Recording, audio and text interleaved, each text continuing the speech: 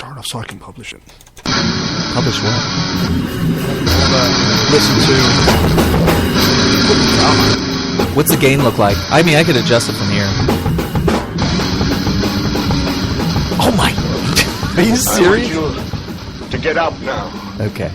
I want all of you to get up out of your chairs. Might have blew everybody's. I want you to get up right Speakers. now and go to the window, open it, and stick your head out and yell, "I'm as mad as hell, and I'm not going to take this anymore!"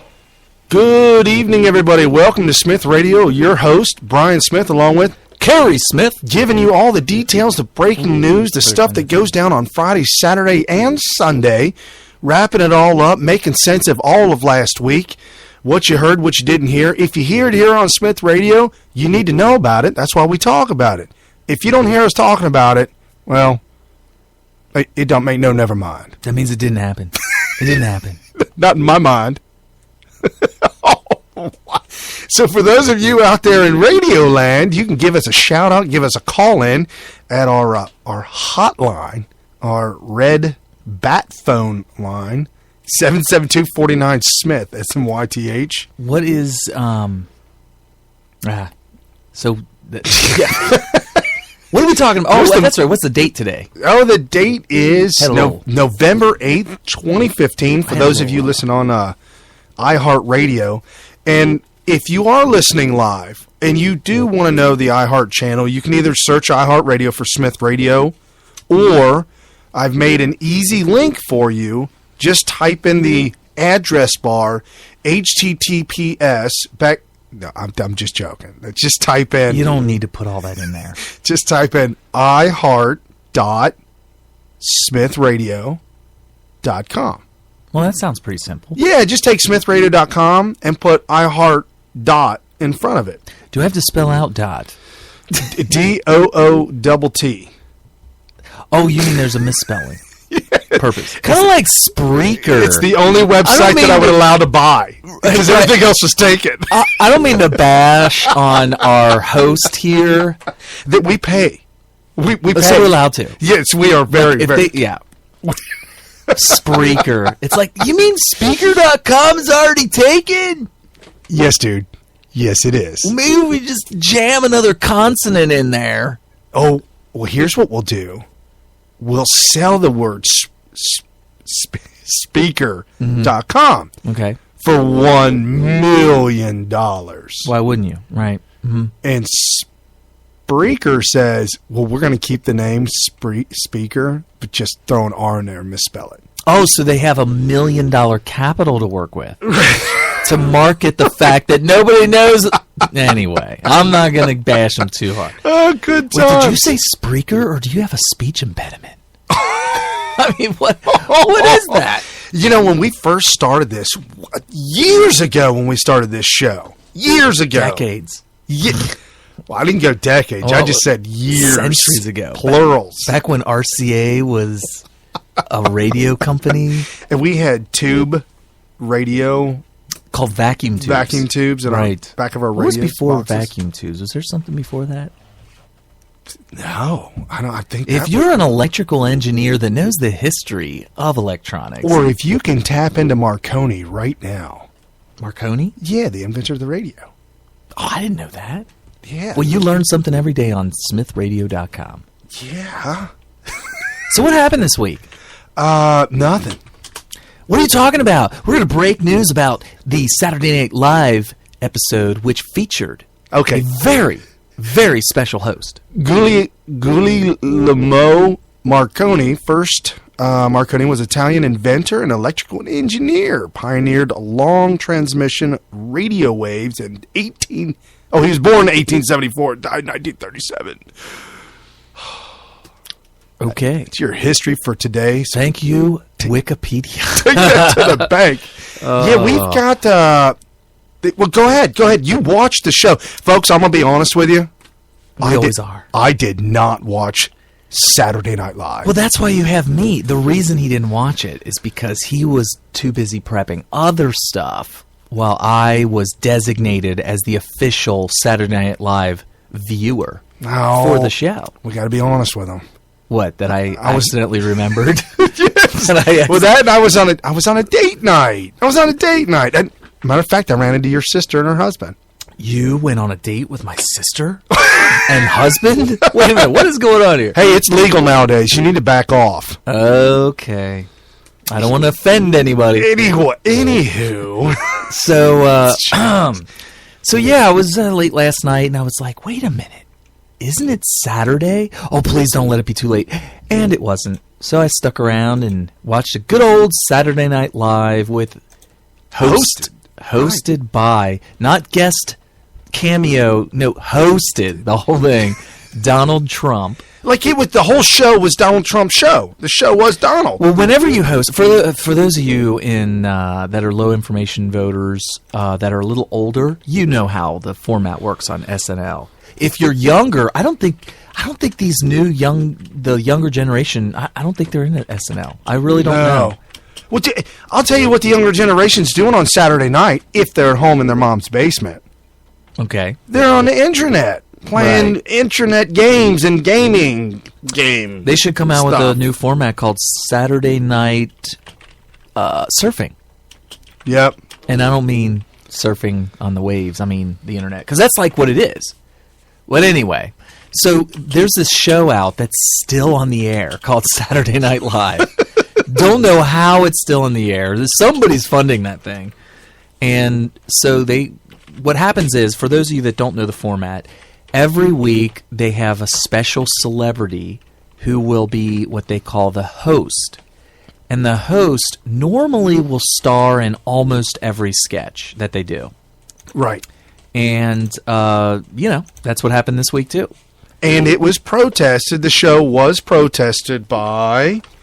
was it Black Lives Matters was it the Raza? La Raza. No, it was a coalition of Latino rights groups called DeportRacism.com. Oh, did you see that commercial they made?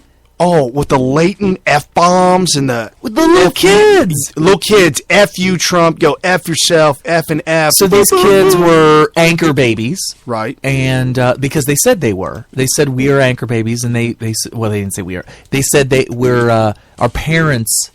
Well, I don't even know if they even say that their parents are illegal. But basically, if you dissect what they say, their parents are illegal immigrants. They were born in the U.S., and they are offended by being called an anchor baby. Somehow, apparently, if something offends you and you are a minority, it's automatically racist. Oh, yeah? You didn't know? That's by their definition. Right. So they take offense to being labeled anchor baby. Even though the phrase anchor baby, you have to, you have to read between a whole bunch of lines to deduce that it means that we're saying something derogatory about a specific race.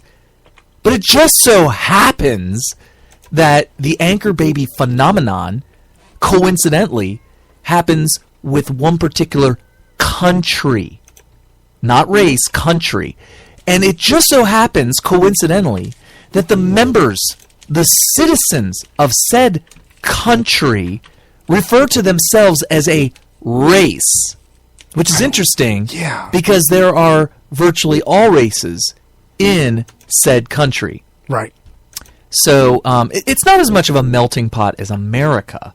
America has large portions of a lot of different races and skin colors and ethnicities and cultures and backgrounds, whereas I'd say most other countries in the entire world tend to have maybe a vast majority of one culture or one skin color or one race, whatever you want to call it.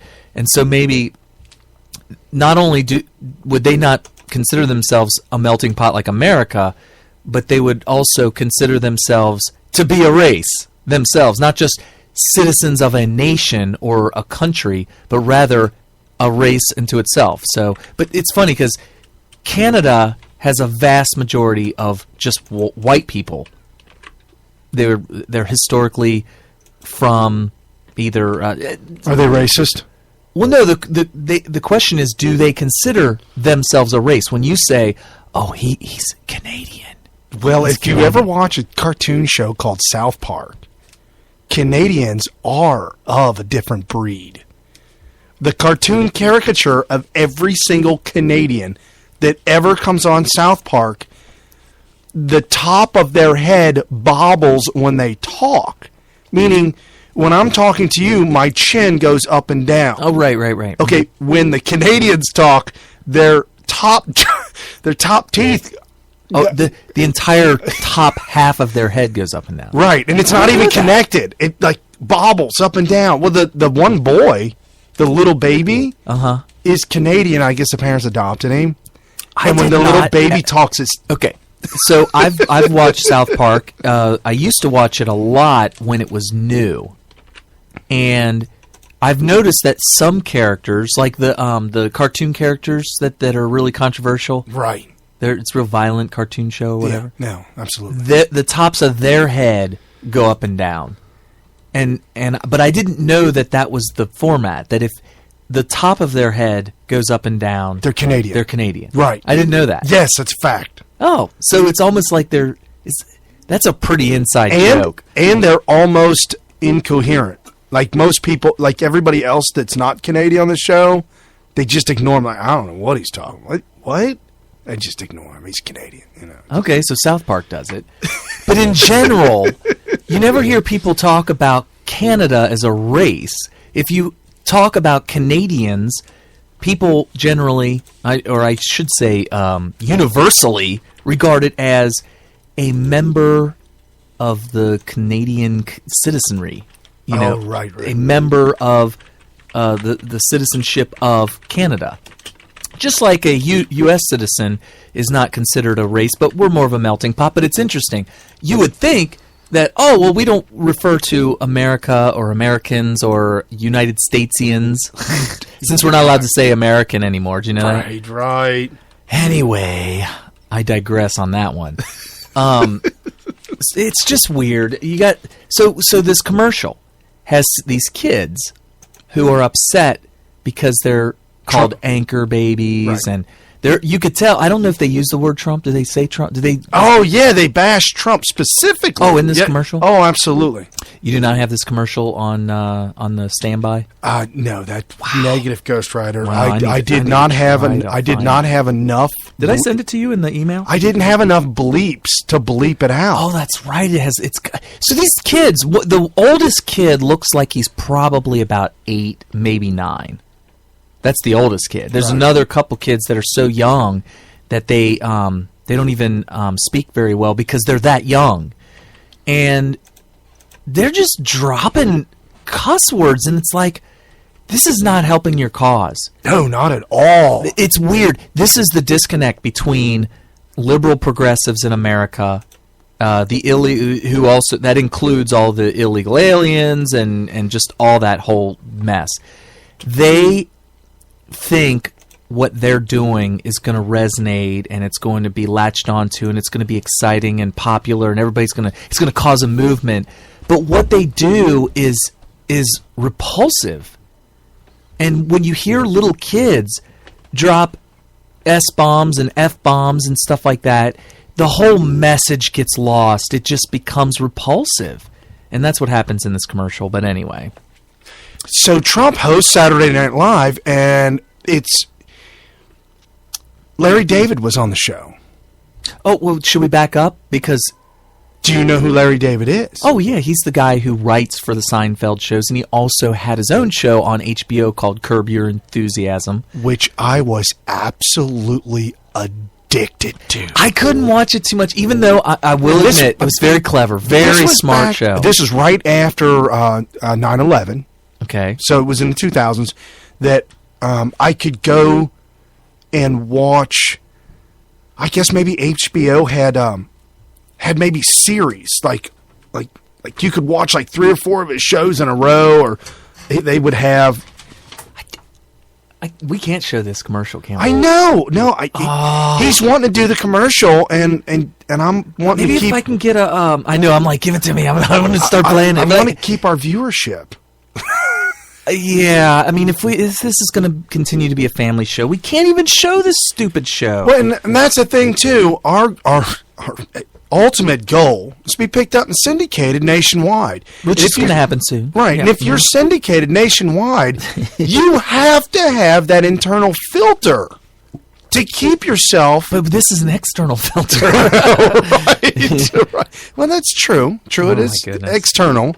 But I do have the soundbite of the opening monologue that I wanted to talk about, and that's why I brought up Larry David's name. Well, before we say how he was involved in the opening monologue, we need to point out that the Deport.com Deport Racism put out a bounty. right. They said anyone who stands up, because it's obviously filmed in front of a live audience, but I don't know if they vet the audience out or how it goes. And I was on the Springer Show one time back in the 90s, and they didn't vet anybody out. So anybody could have showed up on those shows. But I digress. They put out a $5,000 bounty if anyone were to be able to yell, shout, or scream or be heard calling Trump a racist. All you have to do is they wanted somebody in the audience to yell it out, and you get $5,000 if anybody in the audience yells it out. Right. And so this is the opening. I'm just going to play it. It's 4 minutes long, but I'm only going to play it up until the point we're trying to make. And then from there, then we'll just cut it off and stop. So here's the opening monologue of SNL. Ladies and gentlemen, Donald Trump.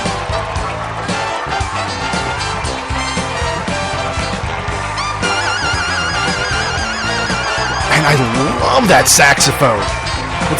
It's like the same. He's gonna be sick of playing it. Like, oh, this again.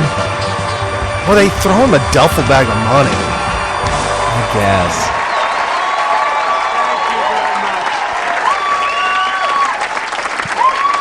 It's wonderful to be here. I will tell you, this is going to be something special. Many of the greats have hosted, as you know, this show, like me, in 2004. Which I didn't know. People are No, saying, I had no Donald, idea.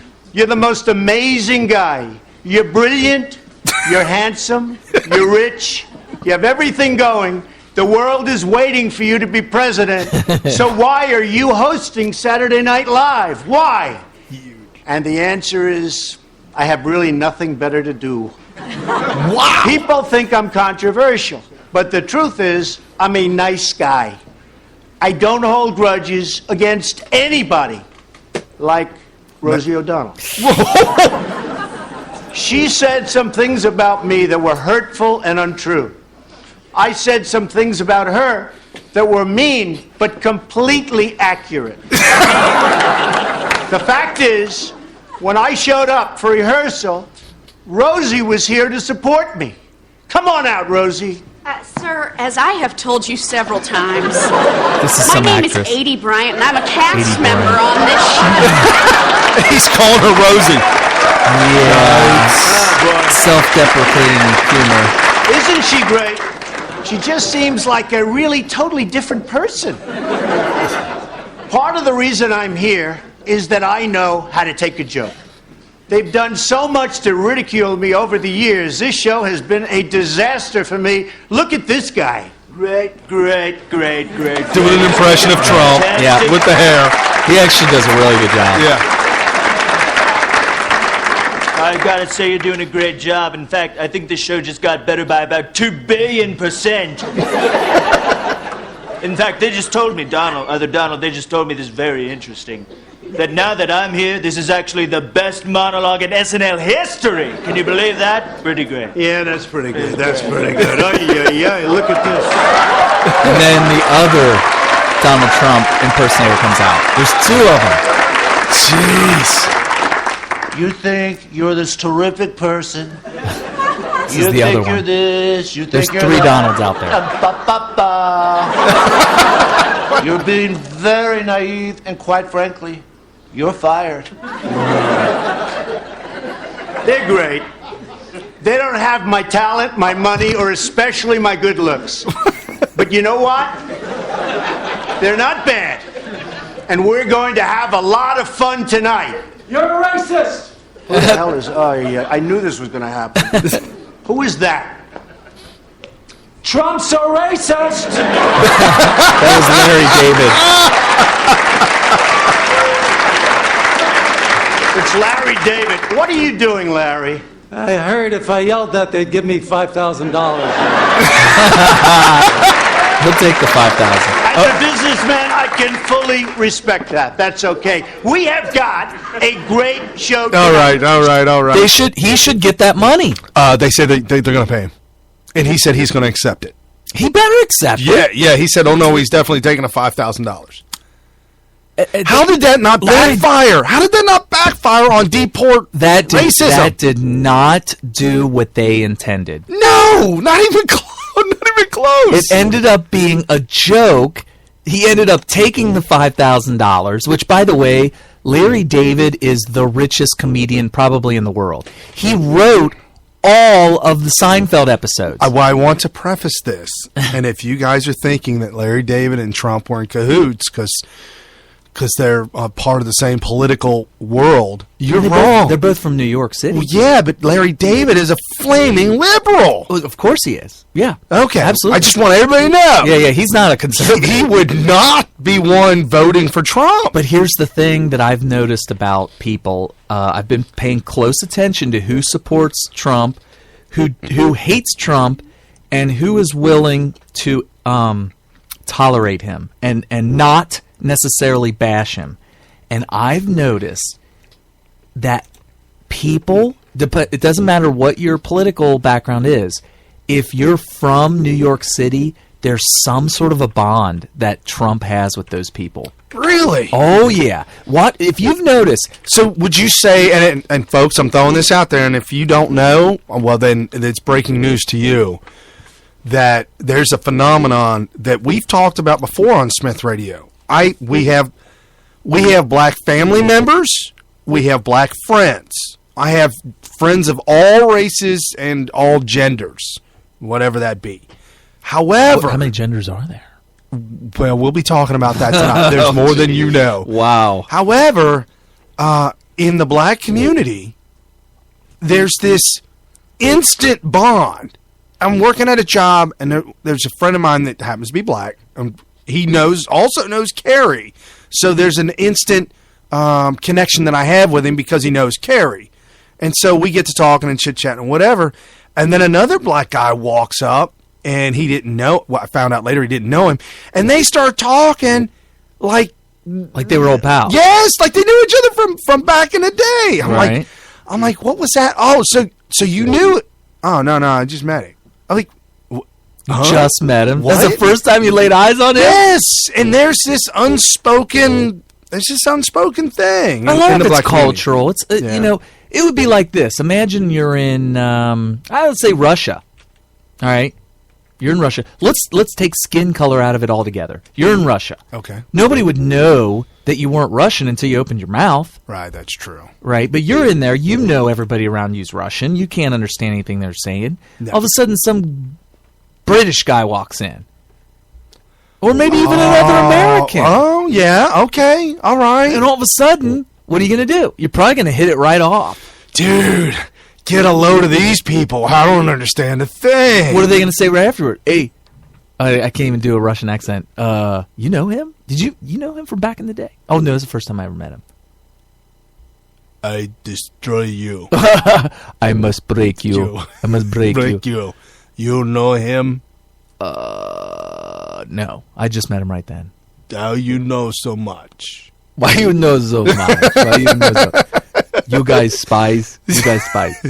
So, yeah, right. So, yeah, you can take the skin color out of it totally. But that begs the next question. Well, everybody here speaking English, why would a black man and another black man who never met each other, ran into each other, surrounded by white people, all of a sudden look like they had a bond?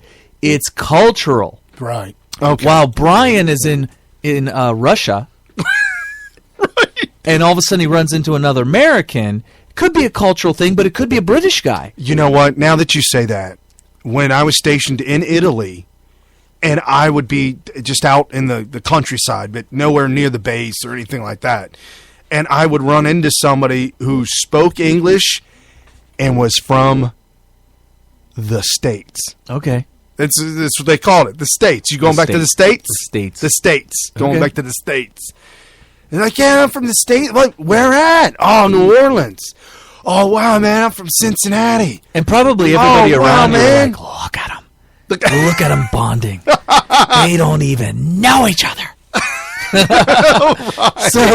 So probably the Right. same phenomenon's going on, but it's a little bit more nuanced because we're talking about a black American, another black American, surrounded by white Americans. And they're all speaking English. Everybody's American. Right. Right. So where's the problem here? It's not a problem, but what's going on here? It's that there's this cultural thing. And I honestly believe that a lot of it has been pushed by the government, pushed by the media, Oh, of course. pushed by the movies, Right. pushed by the music. The music. I was talking to my wife about music today. My daughter is into country music. How'd that happen? Well, there's a band called Sugarland, Sounds familiar. and it's a really cute girl who her big hit song is "Stuck Like Glue." Like apparently, you and me, baby, we're stuck like glue. Okay. Well, the video, she's like a psychopath, hunting down some really rich hunk dude, Okay. and she's like this crazy girl She's a gold digger. in a 1980s green station wagon.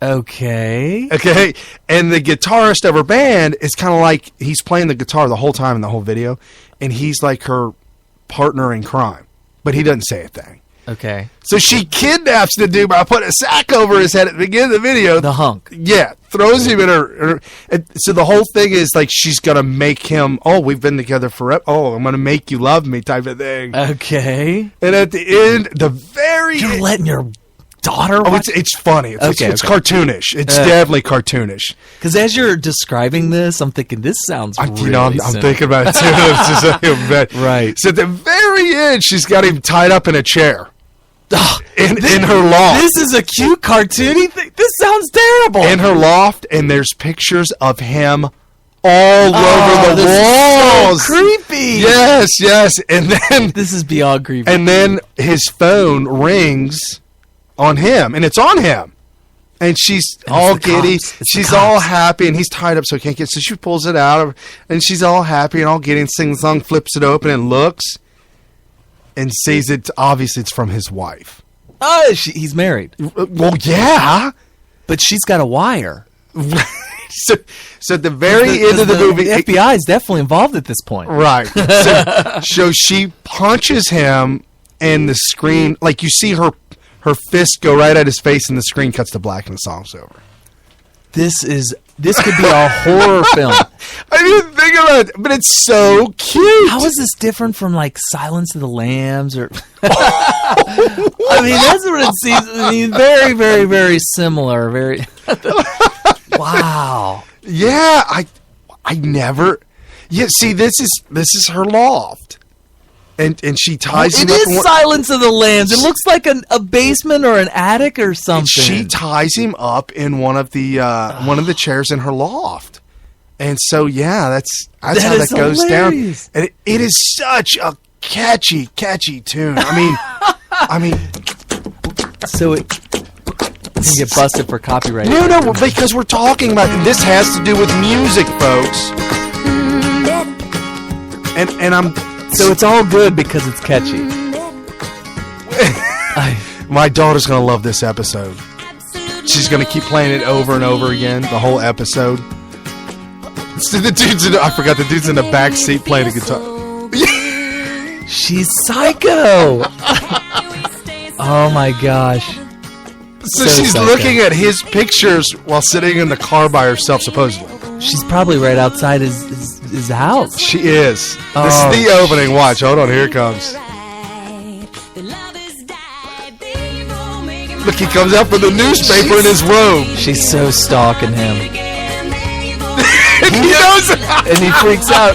Like, no, not. I have a restraining order against you. That's the station wagon from National Lampoon's Vacation. Oh, she does. She gets arrested at the beginning of the movie. She's Of the video. arrested. In the cop car, she says, motions, call me. She is so psycho. Okay, so, right? Okay. She's And I'll cut it off arrested. after this, but wait. Okay, then she goes back to his house. She's in front of his front door. And the guitarist isn't speaking, but he's like a helper. He bags him. they bag him. This is complete. I find it hilarious that before you started telling me this story, it never occurred to you how bad this is. No, like she's eating an ice cream and trying to feed it to him, but he's got that He's got that he's got a satchel. burlap sack on. He's in a burlap sack. That is downtown LA right there. That's that famous LA bridge. You're allowed to do this in LA. This is actually in LA for a girl to get a good guy, you have to kidnap him. See, look, they got him in the chair and he's You're in tied. the basement. You can see the joist of this in the ceiling of the first floor. Oh, I forgot about that part. She drugs him. Yes. She drugs him. This is And she's doing a dance for him from now. the 80s. She's wearing the spandex from the 80s. This is so bad. How did we get off on this tangent? This is relevant. This This is relevant. Oh, this is going to support your story. All right. So- So this is how this is relevant. We were talking about music today, the wife and I. My daughter's now slipped into country music because of music like this, which is real catchy too. Oh yeah, lots of catchy, lots of sing-alongs. Yeah, like and it's so that all of a sudden she puts it on iHeart and does the scroll through. Oh my god, some of the lyrics and some of the very. My wife's like, man, a 7-year-old could have written stuff like that. And I'm like, yeah, but it's real catchy. Right. Now That's typical, though. That's typical. some of the music in other cultures, if you will, extremely non-artistic, extreme. The lyrics, maybe the music, maybe the beat, whatever. Okay, that's fine. I'm talking about the message and the lyrics, straight out of. I mean, some of the awful, hoes, bees, and S's and degrading of women and paying women make money and drugs. You might be talking about two different things, though, because there's a certain amount of talent and artistic ability, or artistic talent, and just linguistic talent that goes into whatever you're talking about. But just because it's morally bankrupt doesn't mean there's actually some pretty clever lyrics that refer to women as bitches and hoes and all that kind of stuff. But it's actually really well done. Clever, yeah, but it's morally bankrupt. Right. Exactly. 100% I can't think. agree. Well, I guess Snoop has a couple of tunes. Yeah, there's a whole bunch of some of the. No, but there's a lot of songs that are coming out and that have been out that I think are just absolutely.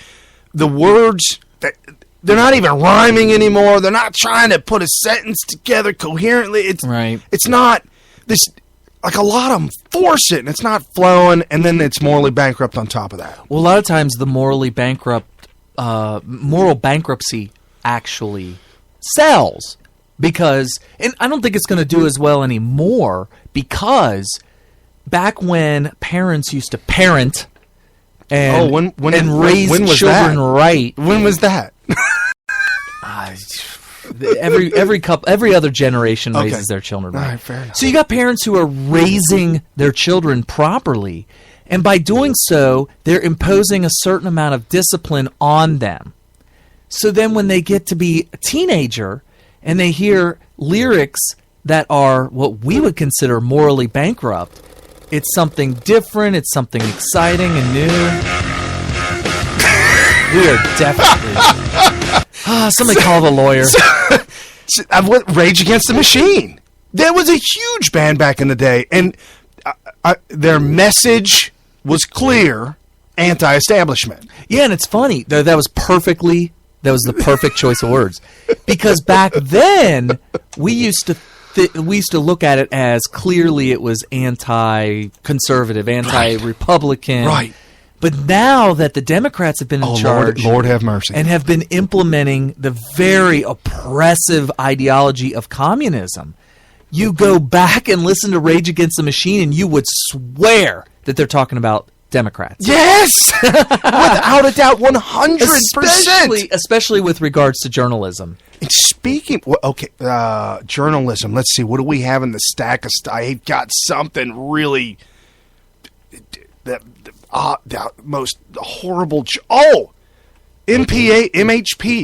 MHP. Melissa Harris. Oh, she is the devil. She's the devil. Let's just be honest. Melissa Harris Perry. How do you pronounce that? Is it Melissa Harris Perry? Is that how you pronounce it? 6B. Okay, she's on her show, and this is all the stuff, the rot that I'm talking about. If you're going to quote her, you have to do it with your tongue hanging out of your mouth. Because that's the only way. I'm going to do better than that. I'm going to play the sound clip. Oh, good. But she's got two people on her panel, and one, his name is Alfonso. He sounds Hispanic, little bit of a Hispanic twang, right? Yeah. And he's kind of like a real light-skinned Hispanic, so he might be mixed. He's not a white Hispanic, but the one sitting next to him is clearly a white woman. Okay. And then Melissa Harris Perry. I don't know. She's mixed. That's I don't not mean what that she says. I don't mean that in a derogatory way. I mean, like a petri dish. You have white European heritage. Just because you also have black heritage doesn't mean you have to hate white people. Right. So I'll preface this in case for those of you listeners out there who have never heard of MSNBC, it's a channel on cable that used to give the news. Right. It's the best. I think it was Hannity who coined the phrase the propaganda arm of the Democratic Party. Okay. That's the best description of MSNBC. Okay. So that's true. And not, I mean, we don't even watch it. I mean, I just get these clips off of YouTube. And here's why we have such a great show here. Because I watched it for years. Almost, I guarantee you I watched it for more than a decade. Wow. Almost on a nightly basis. Wow. Not that I ever listened to it and said, wow, I'm learning something here. No, I knew that they were full of crap. But I listened to it and I learned about the other side. Right. And I honestly believe, and maybe it's a stretch, but I'm trying to make a connection from morally bankrupt, gut rot, ignorant music lyrics and growing up in a impoverished, that the Democrat and that socialism, communism, they seek you out. They seek that culture out. Well, they need your vote. And they can bring your vote in by saying, and I'll preface the soundbite by, here's a real short clip of a statement she made in an interview, and this will let you know exactly who Melissa Harris Perry is. Very collective notion of these are our children. So part of it is we have to break through our kind of private idea that kids belong to their parents or kids belong to their families and recognize that kids belong to whole communities. Once it's everybody's responsibility and not just the households, then we start making better investment. Then they say lean forward, which is an actual Karl Marx communist slogan. Who was that at the end? It was InfoWars. Oh. So Melissa Harris Perry points out that we should. What she's trying to do is she's trying to get you to buy into the logic that you're going to end up with better children if you let the community raise them. Meaning you have to give up ownership of them. Meaning, and this is where she's going with it. Right. This is little pieces at a time, little bits at a time. When they come to confiscate your children, you won't protest so hard. You just let it happen. And maybe that's being tinfoil hat, but that's the direction it goes. They want to be able to have full control over the raising of your children, so that way they can brainwash them into being the lever pullers for the Democrat Party, Correct. i.e., communism. Right. Moral bankruptcy, and your religion will be the religion of the government. You will be beholden and worshiping, bowing down, because they will have all your stuff for life. When you say the word everything- worship, that's why there's a huge battle of Democrats versus Christianity and it's religion in immense. general. Yeah. In general, it's religion, but they don't really mess with Muslims. They don't mess with the Islamic religion at all. Because they're morally They bankrupt. hardly mess around with the Jewish religion. But there's something about the Christian. I think it mainly has to do with the size. Well- the size of the Christian religion in America is so big, and it's all about True. pulling lever. They want voters in numbers to pull the lever for the Communist Party, so they have to get rid of Christianity. I think the reason why they don't bash Jews as much as Christians, they will, but not as much as Christianity, because the majority of Jews already pull the lever for them. Barely, but it is true, which is really weird. Which it blows my don't get it. mind. I just do not get it. How they follow lock stock into repeating history. If somebody could show them a video of history and say, look, this is what happened to you many, many times, and what you're doing right now, it's happening again. Stop. There's something about the Jewish culture, and I'll have to talk to Jewish people one-on-one to really understand this. This is just off the top of my head, just from observation. There's something about the fact that, or when I say fact, I mean in my head, my understanding of it, that they seem to really lean towards a collective society. They like the idea of people giving up power to a centralized authority to kind of keep us all going, like a societal lubricant of keeping everything going well, as opposed to individual liberty. Well, and when that happens, that's funny that you say lean. That just threw that Karl out. Marx said lean forward. I know. Obama I don't- says lean forward. I don't mean that they lean I forward know. as in they tend to read Karl Marx's Communist Manifesto and are just like, hell yeah. Well, here's I don't think here's that's the thing, though. All of that in a nutshell, the reason why they do that is because projection. We talk about that here. They don't believe in a God. They don't believe in the Ten Commandments, handed down morality, that type of thing. They don't believe in that.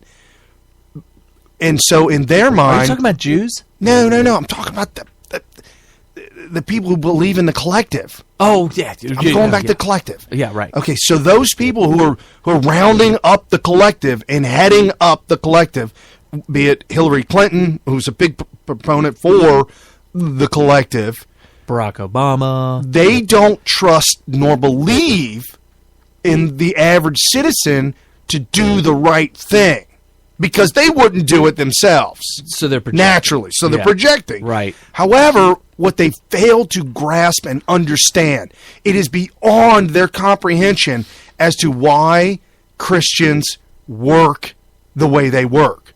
Because they give, they help, they love. It's about character. It's about character. Well, character and morality, and we get I don't know what the word is, the claim, we own, our morality comes from the Bible, comes from God, comes from the things that we study, we read, and we believe. We teach these good things to our children, and lo and behold, our children become good, espousing good things. Well, they don't understand that concept. They can't grasp it. I don't know if it's that they weren't ever taught it, and that they, or that they were taught it and they just don't buy it. But when we talk about character and we're trying to teach children about character, the simplest way to describe it is that people of character will do the right thing even when nobody's looking. Go ahead. And that's what Brian's talking about. When left to their own devices and not watched over by Big Brother or being controlled by laws, micromanaging every facet of their life, will you do the right thing? Will individuals do the right thing for society or for others around them? or will they be very selfish and do whatever helps them, even if it is at the cost of society at large? And of course, we know that if you're church-going Christian and you believe in that, just the Bible and Christianity in general, you're at least taught it to the point where I believe that culture believes in doing the right thing for society on an individual basis. When it comes to Democrats, i.e. progressives, i.e. communists, I think they have already settled on the idea that if nobody's looking, that's when you really make your come up, because you're not being monitored, you're not being micromanaged, which means you can do the bad things that you feel like you need to do in order to get ahead. Since they believe that, and this is just what Brian said. And that's how they make their come up in their mind. Right. I made my come up because I did something illegal, or I did something that was what happens in Vegas stays in Vegas. Right. That's their... that should be the title for underneath. What happens in D.C. stays in D.C. Copyright Smith Radio. Right. Oh my gosh. We are making T-shirts. Yes. We make T-shirts. Yes. It'll say what happens in D.C. stays in D.C. and underneath it'll say the Democratic Party or something like that. Yes. So anyway, how about the Democrats really big across the top, and then underneath what happens in D.C. stays in D.C. Something like that. But anyway, there's two things going on when it comes to projection. Number one, since they believe that, regardless of whether they've come up or not that way, but they believe it, they think that that's how successful people have done it, and that it needs to be put to a stop. Right. And the only way to stop them, we can't just tell them they should, that it's the right thing to do. We should make a law to prevent them and threaten them with jail time and fines and all this and just it's literally control factor. Oh yeah, control them all the way to the most minute, micromanaged way, and that's why you have mountains of regulations for everything, because they truly believe in their heart of hearts that all these rules are being broken. So if you're listening to Smith Radio for your very first time, and we're blowing your mind, because that's what we do. It's a paradigm shift. There's a story I heard years and years ago, and I was absolutely riveted and fascinated with it. It had to do with George Washington during the Revolutionary War. Mm-hmm.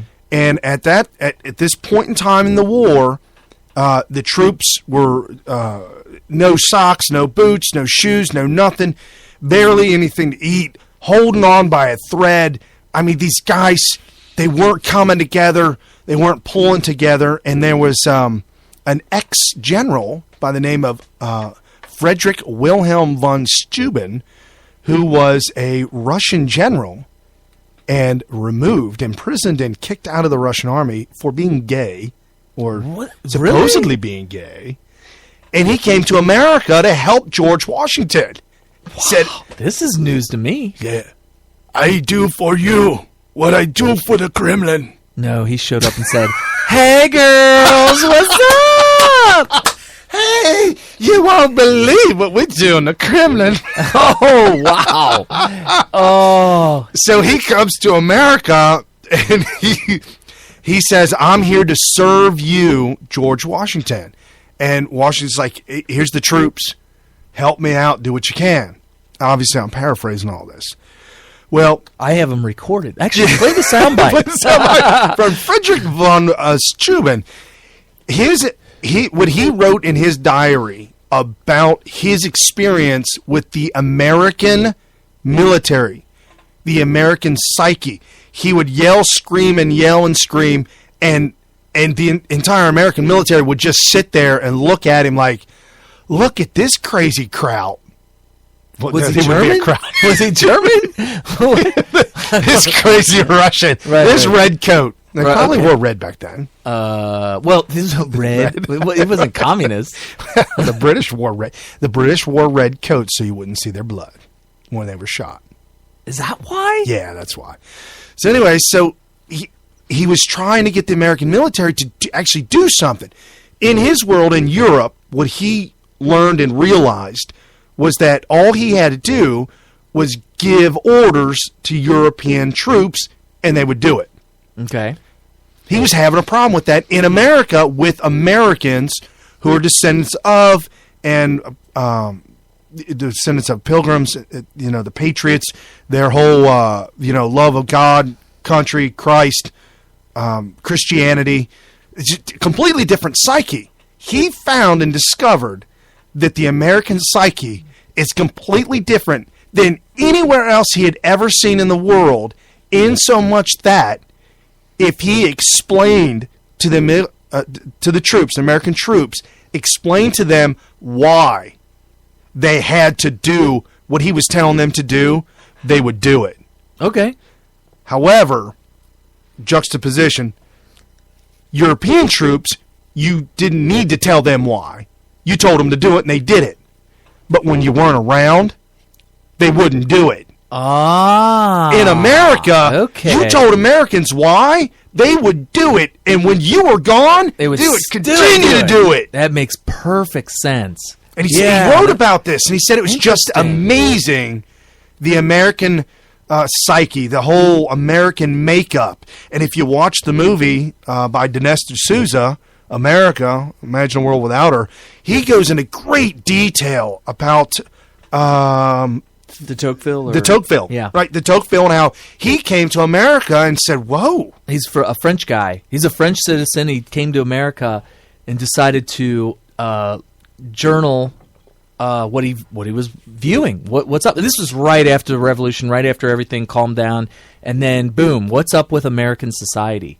And why is this the talk of the town, if you will? I am sure if you transport yourself or teleport yourself, different ending, and we end up in America right at that time, say early 1800, 1815, 1820, whatever it be. Right after the War of 1812. And the Industrial Revolution is starting to kick in, jobs and bustling and hustling. Just, there's something going on with America. There's a huge spark in the American psyche. What is the deal over there? And that's what de Tocqueville did. He came over and he started logging it and wrote about it. The Amazing Greatness, which is the title of the show today, The Amazing Greatness of America, is that freedom, that trust that we have amongst each other, that common sense, that commonality of bonding against tyranny, against large governments in control of us and our life. And America, for those of you who like to bash on Facebook and comment sections that America is not the first country with a written constitution, I beg to differ. However, there was the Magna Carta, which is the Magna Carta would be considered, in my mind, the precursor, kind of like the grandfather that, like the Constitution is a descendant of Magna Carta. So basically, we're going to get off on a tangent here, but in the past, you would have a ruler, like a king. Right. And when it came time to rule after he died, you would have to rely on like a son. Lineage, bloodlines. One of his sons. If you were in Rome at the time, it'd be a powerful general who says, you know what, I'm so powerful, my troops love me so much, I'm going to take Rome. Yeah, now I'm in charge. But then when he dies, they would have to rely on another person, right, with the ruling ideology in his head to rule over the people when he was gone. Well, when the guy who I can't remember his name, Charlemagne. No, Charlemagne came along, and he said, "Well, you know what? I'm not going to rule with an iron fist. We're just going to kind of let people do what they do, and we'll just all be peaceful." And it was great. Everybody's like, "My God, this is the greatest ruler that ever lived," and we're all able to speak our minds and not worry about insulting people. And there was a lot of freedom of speech going on. And everybody loved. So Charlemagne was a benevolent. Oh yeah, and ruler. But check out what he did. He said, "Hey, I'm not going to be here forever." Right. So how can we? Okay, when I'm done, I can hand this off to somebody, but I don't know if they're going to rule as well as I did, or and we would be at peace and be as happy as we are under me. So what did he do? Wrote the Magna Carta to rule over the people after he died. Wow. And so years and years later, all of a sudden you got the Constitution, and basically what all the leaders of America at the time, or the colonies at the time, wanted to do was to have a written set of rules that everybody should follow forever, regardless of who's in charge, regardless of who gets elected in, whoever may take over, as long as everybody is pledging to uphold and defend the Constitution, which is just written words, then you end up with kind of like the ideology of the founders ruling forever. And their ideology was great. Right. That's why America, it takes 200 years or 150 years to make a country as powerful as the United States. And it's not going to happen by a successive lineage of rulers who are just going to rule over everybody by force. You need a great ideology written down, which is what the Constitution is. And America was the very first country ever founded to where the people were more important than the government. There you go. I mean, that's it. There has never, ever been a country ever founded before us, or even after us, that said the people rule the country. The government is subservient and serves the people. The people pick the leaders of the government of the country on regular intervals. And even, like, we talk about this where back in the day, a farmer, a businessman, a doctor, a lawyer would take a couple of years out of his life, 4 years, 6 years, whatever, out of his life to serve as a governor, to serve as the local mayor. We have lineage where we had a great-grandfather who served his time, did his time, helped out and served as mayor of Mount Healthy, just north of Cincinnati. At that time, they didn't really have guaranteed mayors and in terms of 4 years, 6 years, whatever. But they would share the duties of the mayoralship to help the city kind of grow and keep running. That's what they did. They served their country in that manner and in that capacity, as we served in the military, Carrie in the Marine Corps and I in the Air Force. We served our country in the military. These men served their country as a politician. Few years, get out and go back home.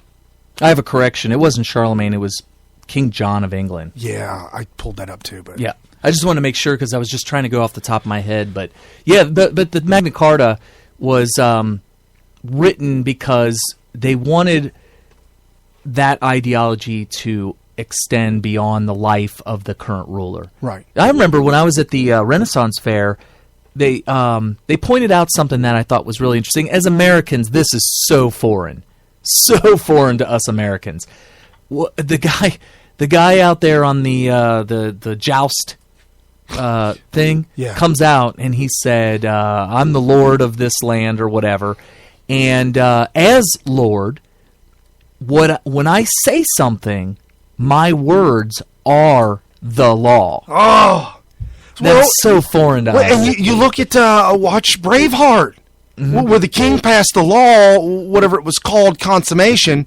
If you get married on your wedding night before you consummate your marriage with your wife, the local lord or the local politician that serves as the arm of the king was to have that night with your wife that you just married. He would have that night with her, and then when he was done with her, he'd give her back to you. Right, that was their version of eugenics. Right. They were weeding out. Yeah, they felt like the Scots were genetically inferior. So to fix this genetic backwash, they decided to implement their own genes into the gene pool by forcing the upper ranked. Your oldest children would be of half the British, half you, ranks. half your wife genes, and half the local lord's genes, or whoever was in charge. Right. Could you imagine that?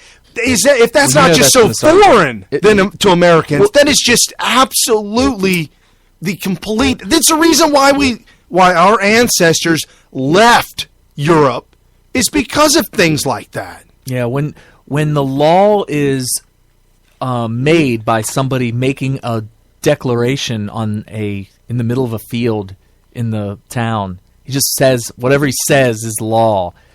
That's just too much power and too much. It's ripe for abuse. Oh, could you imagine if you had that kind of power? I can tell you right now, I wouldn't want Brian to have that kind of power. No. You know, and honestly, no single man should have that type of power. Because power like that, of that level, corrupts. Yeah, it just does. Imagine if a Democrat was given that kind of power. Oh, you mean like we'll go ahead and put the Patriot Act into play and hope a Democrat's never elected? Oh, I see what you're saying. Yeah. Right. At first, I was going to correct you, like, that was the conservatives, or well, yeah, they put that into play, and they're like, oh, this would be fine. Democrats because won't we have abuse character. it, right? Character. Right. It's funny. See, Democrats want to micromanage individuals, right? And conservatives really need to be focused on micromanaging Democratic leaders or Democrat leaders. Yes. So let's dive into the evils in the back end of the Democrats for the past week. Oh, okay. All right. Oh, wow. What was that? Do you know anything about the Keystone XL pipeline? Oh, I heard about that this week. What a dummy. Okay. Okay, what is the motive behind this? All right, let's tell the folks. Let's tell the folks. Okay. The Keystone XL pipeline is a oil pipeline, just like the Alaskan pipeline, how Alaska has a pipeline that ships oil from Alaska down to America. Well, Canada has a huge reserves of oil, and they want to make money on that oil by selling it. Either they could truck it to a coast to coast, whether Pacific coast or Atlantic coast, they could truck it to the east or west coast, or they could pipe it straight down to the Gulf of Mexico. That's a very efficient way of doing it. Right, and it can be refined efficiently and effectively by companies who are already refining. They have the technology, they have the talent, they do this all day long. This is their job. It's like if you want to get a divorce, you just don't figure that out. You go find somebody that does that for a living. You go get you a lawyer and make that happen. Well, Canada needs these oil guys to refine their oil and then either ship to America to use it, let America use some of it, all of it, whatever. And if we don't utilize it, or if we don't take advantage of it, it's already here. They're threatening to take it to China, and China will pay whatever to They'll take it. They'll put it on one of those giant oil tankers like the Exxon Valdez. Yeah. Whoa. And they will just start shipping it to Asia. Right, and hopefully they don't hit an iceberg. I don't think. What did they hit? Well, he's drunk. Oh, that's right. There was some drinking involved. He T-boned another one. They were doing they were doing bumper cars. Oh, they were doing donuts. Right. They're like, dude, check it out. So for the past, they were water skiing behind it. the tanker. Yeah. So for the past few years, the Republican Party has tried to spearhead this initiative to get it in play, to set it up. Let's get it going. Okay, now we got the Democrats, politicians involved. All right, we need the EPA doing an environmental impact. We need to know this is going to cause global warming, to create global. Who are we going to kill? What are we going to do? Okay, that all said and all done. Minimal environmental impact by the government. Both sides fighting tooth and nail. Well, you know that the Democrats don't want this. They don't want this because this would be good for America to help out Canada. However, I was reading an article today and found out that BNSF, the railroad, BNSF Railroad owns all of the rail lines in the U.S. that connect to Western Canada. They haul 80% of the crude oil from Canada to the Midwest and Texas and charge other short line railroads a fee to use their tracks. BNSF charges $30 a barrel to haul the oil, while the Keystone Pipeline would cost $10 a barrel, a third by the State Department's own estimates. BNSF is owned by Berkshire Hathaway, whose chairman, Warren Buffett, in the last 2 election cycles, Buffett gave extensively to Democrat causes and candidates. He also bundled and hosted numerous fundraisers for Obama. Check this out.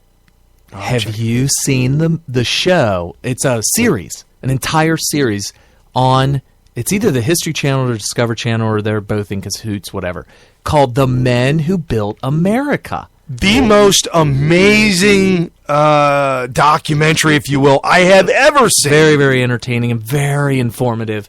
Okay. In that show, in one of the episodes, I saw them all. Right. You really need to see them all. They all run together because they all go right in chronological Until order. that liberal propaganda starts to pop its head up. Dude, they started going No, off I think the it was good. It was fair. It was fair. Yeah? Yeah, I think so. I thought it was pretty fairly done. You're going to have to, when something liberal happens, you got to report on it, and I think they did a pretty fair job of that. So, no, but check this out. Very important. I can't remember the names of all the people. It might have been Rockefeller. I think it was Rockefeller because he was the Standard Oil guy. Well, Rockefeller and J.P. Morgan were all involved. Well, I don't want to get too complicated because there were a lot of names involved that were doing things that I never knew that they did. Right. I wish if I knew we were going to talk about this Keystone like this, I would have rewatched that stuff because it's like history repeating itself. Right, right. Turns out what was really, really, really big back in the turn of the 20th century, it was like late 1800s, Right. mid 1800s. All these guys, Right after the Civil War. it was like this big battle over who can own the most railroad tracks and railroad lines and just everything. And they were crisscrossed all the way across the United States. They were everywhere. And it was like feast or famine. Some of them were doing really well. Some of them were doing really bad. And some of them went under. And some of them got bought up. And some of them just closed down completely. Well, and Rockefeller would take oil, refine it, make kerosene. And kerosene was sold to heat homes and make lighting before lighting came about. And so he would buy out and push out and do whatever he could to all his competition, so there was no competition for him. Right, but I didn't want to go down that rabbit hole. What I wanted to point out was that he was like Donald Trump when it comes to negotiating. Oh yeah, absolutely. For shipping of his oil. Right. And he would pit the railroads against each other to try to get the lowest bid on shipping his oil. Right. And it got really, really dicey. And there was one who bid so low, they ended up going out of business. And then he would have to use another one. It was crazy. Well, guess what? They finally got together and said, enough of this crap with Rockefeller. We're just going to band together. Which is called collusion. Right. They decided to collude against Rockefeller and jack their prices for shipping the railroads. Guess what he did? He built a pipeline. Right. So he built this pipeline and said, you know what? To hell with you guys. Yep. I am going to say, I'm going to put you guys all out of business. And I'm sorry for those of you who love railroads. I'm sorry, folks. Railroads don't make money. They're funded by the government. You know, back in the day, and you know where the propaganda came from was Monopoly. Yeah. In Monopoly, if you could own all 4 railroads, you were... It was huge. Yeah, you got the biggest payout. I think it was like $200. $200 for if you owned all 4? Yes. So here's the problem. That's not true. It's all propaganda. It's all history rewritten. The railroads struggled. I mean, there was like a heyday for railroads that was very short lived. Right. And then passenger travel was doing okay too, but it wasn't great. And then it got to the point where the only way they can keep it going is if the government heavily subsidizes them, and especially when the airliners took off and everything like that. Well, and then Ford with the car made the car so cheap. Gosh, yeah. And then once the car became so cheap, by the way, folks, Ford forced he made the roads so that the cars could drive down the roads. I mean, watch Dukes of Hazzard. In Dukes of Hazzard, okay, let me back you up. We're going so many tangents. I don't care. I'll say it. No, it's important. The title of this show is American Greatness. Okay. That's what it's all about. So, if you look at any movie or show from about 1980 and earlier, there's a lot of driving on dirt roads. Look at the Dukes of Hazzard. They hardly ever drove on pavement. They were always in some field somewhere on a road that was made out of dirt. Well, it turns out paved roads was kind of like a really nice little perk. I'm going to throw this out at you. This is going to blow your mind. When I was a kid, and I'm not that old. Okay. My dad's road, I think you probably remember when it wasn't paved. I mean, it was gravel? Yes, it was peat gravel. A truck would come down the road, and he'd pour oil and tar on the road. Okay. And then another truck would come behind him and drop gravel.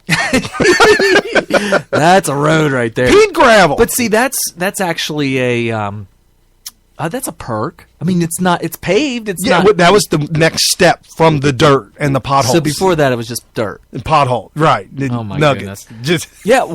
Go back, go into YouTube if they still have them. Watch the Dukes of Hazzard. They were always on dirt roads. But check this out. Look at all the cars. You can do a Google search. If you look at the original equipment on vehicles from probably 1980 and earlier, all the tires were really bubbly. Yeah, real bubbly, real thin, narrow. But they were thick. The sidewalls of tires were huge compared to what they are today. And if you Google in older cars, make sure you're not looking at a modern rebuilt car. They did a show about redoing the Smokey and the Bandit car. Oh, yeah, the Trans Am. When they redid it, they put low profile. No. Yeah, they did all that. But look at the original equipment on those cars from the 70s and earlier. They had big balloon tires. Well, why? That 68 Cougar I had, folks, sports cars. I owned a 68 Cougar back in high school. Yeah. And the tires on that thing were huge. Real they bubbly. were tall tires. Yeah, look at like the 60s Corvettes. You'd think of a Corvette, you think, oh, this is going to be on the road, hugging the curb. We had 9 inches of tire wall, 4.5 inches each side. Right, and the reason is because you were driving these things on dirt. Right. If you took a sports car today and put it in a time machine and went back to the 70s, you'd be very limited in where you could drive. So the point I'm making is that cars drove on that crap for many, many decades, not just a couple decades, for many, long time, like a half a century or more. Right. The taxes being taxed on the cars, the money being brought in. John Q. Taxpayer. That's where all the money came from to build the highways and the roads. You and I. But you're saying that they didn't build that. The companies. No, I'm saying they did build that with the taxpayer. With the tax absolutely, dollars. 100%. Yeah. So all the way around. As we go around the mulberry bush. I'm backing out of this foxhole I dug down, rabbit hole I went down. I'm backing out. It's that narrow. I got stuck. Okay. Somebody's pulling me out. All right, go ahead. Trying to wrangle the current Republican Party into... Melissa Harris Parent. Let's be fair. If there's somebody who is a hard worker, when he goes to Washington, is Paul Ryan. Not only works with the Republicans, but Democrats. You know very well that I work on the immigration issue, trying to get Republicans to support immigration reform. Paul Ryan is somebody who has supported immigration reform, has worked with somebody like Luis Gutierrez. Luis Gutierrez is very respectful, speaks highly of Paul Ryan. This is somebody who's trying to govern. Alfonso, I feel you, but I just want to pause on one thing, because I don't disagree with you that I actually think Mr. Ryan is a great choice for this role. But I want us to be super careful when we use the language hard worker, because I actually keep an image of folks working in cotton fields on my office wall, because it is a reminder about what hard work looks like. So I feel you that he's a hard worker. I do, but in the context of relative privilege. And I just want to point out that when you talk about work-life balance and being a hard worker, the moms who don't have health care, who are working on... I understand that. But we don't call them hard workers. We call them failures. We call them people who are sucking off the system. No, really, y'all do. That is really what you guys do as a party. That is very unfair. I think we cannot generalize about the Republican Party. I agree. That's true. Not all Republicans. That is certainly true. Mitt Romney did a terrible job about connecting with the middle class. But if Paul Ryan, who comes They love She went Paul Ryan. She went off the rails, ran into a bridge embankment. She did. Hit reverse. The engine was still running. She hit reverse. Hit it again. No, she hit the bridge embankment behind her. Yeah, there's two bridges. Wow. And everybody in the show is like, "Whoa, let's get out from under these bridges." It was like, oh my goodness. It's like the Austin Powers, the movie Austin Powers. Yeah. He did a 190-point turn. He was in a golf cart in a warehouse in a narrow hallway. He tried to. He's going back and forth, back and forth, back and forth. That's what she was doing. She was in between the bridge now abutments. hard work is a racist term. With slavery. Oh, because slavery is hard work. Oh, that's what she said. Did you hear about the guy from Dirty Jobs? That's why I got this, because of him. Yeah, he had a huge article just destroying her interpretation. Did you hear the language? Relative privilege? What is she talking about? She's saying that if you're not a descendant of a slave, you don't know what hard work is. And actually, she may even go all the way. She may say, "Look, we may be descendants of slaves, but we're not slaves," which means we don't know what hard work is. And I don't think anybody should be using the phrase hard worker. Right. Well, here's because y'all don't know what hard workers are. And this is from Breitbart, and he's reporting CNN host Mike Rowe, the longtime host of a show dedicated to hard and messy work called Dirty Jobs, and a tireless advocate of blue-collar jobs, had an interesting response to the latest burst of politically incorrect idiocy from MSPMS NBC. Rowe quotes MSNBC host Melissa Perry in full. He says, "I want to keep us." He said, "This is what she said," and he goes in to say that again. His statement is, first of all, slavery is not hard work. It's forced labor. Right. There's a big difference. It's a very nuanced thing that he was trying to do here, but it leads to his subsequent points. Slaves are not workers. They are, by definition, property. They have no freedom, no hope, no rights. Yes, they work hard, obviously, but there can be no work ethic amongst slaves because the slave has no choice in the matter. Kunta Kinte, what happened to him when he didn't want to work? He got whipped. And then when he ran away, what did they do to keep him from running away? They chain him up? They chopped his foot off. Oh, I didn't know that. They chopped the front of his foot off so he couldn't run. Oh, boy. So like he had the heel of his foot and the arch, and that was it. Yeah, let's go to what Brian's saying and what the Dirty Jobs host, what's his name? Mike Rowe. Mike Rowe. If you were, let's say we had a slave in front of us, maybe we'd go jump in a time machine, go grab an actual slave from the past, right, and interview him. Do you think that he would appreciate, or I'm sorry, if he would find pride in us appreciating how hard of a worker he is? I think he would be so insulted. He'd be like, so disgusted that you would even say that. Yeah, it's not like we could say, "Hey, we know that you've been a slave. You have no choice. You've had no free will or any opportunity for anything." But man, you know what? You were the hardest worker. Yeah, you were a harder worker than the rest of the slaves. I've got a picture of you in the cotton fields in my office, and I look at you every day as that slave. And we're from the future, and you're long since dead in the future, but you know what? We remember you guys as such hard workers. The hardest. You are the antithesis. You are, in the definition... You define hard work in such a way... is in the dictionary. In such a way that we can no longer use the phrase hard work anymore. No! Because there are no more people like you. Not possible. Do you think it'll be like, wow, you know what? I think my life has been worth it now. I mean, is that where she wants to go with this? Yes! I guess she looks at it like, okay, yeah, there's slavery, but let's find a silver lining in this by at least remembering them as hard workers. Is that where we're going with this? I mean, yeah, that's where we're going. I just don't get. So Mike points out, he would agree with me that no, we're not going to remember them as hard workers. We're going to remember them as martyrs of freedom. Right. Because they were forced to do everything. Right. They didn't have any freedom to do anything. That's what you need. Forget about hard work. They were forced labor. There is no work. It's not hard work. It's forced labor, and they were property of the slave owner. So that work ethic that he's talking about, what he's saying is, when you say, "Oh, his work ethic is really admirable," that's what he's saying by work ethic. Right. That if I had work ethic, which I do, but let's say I do.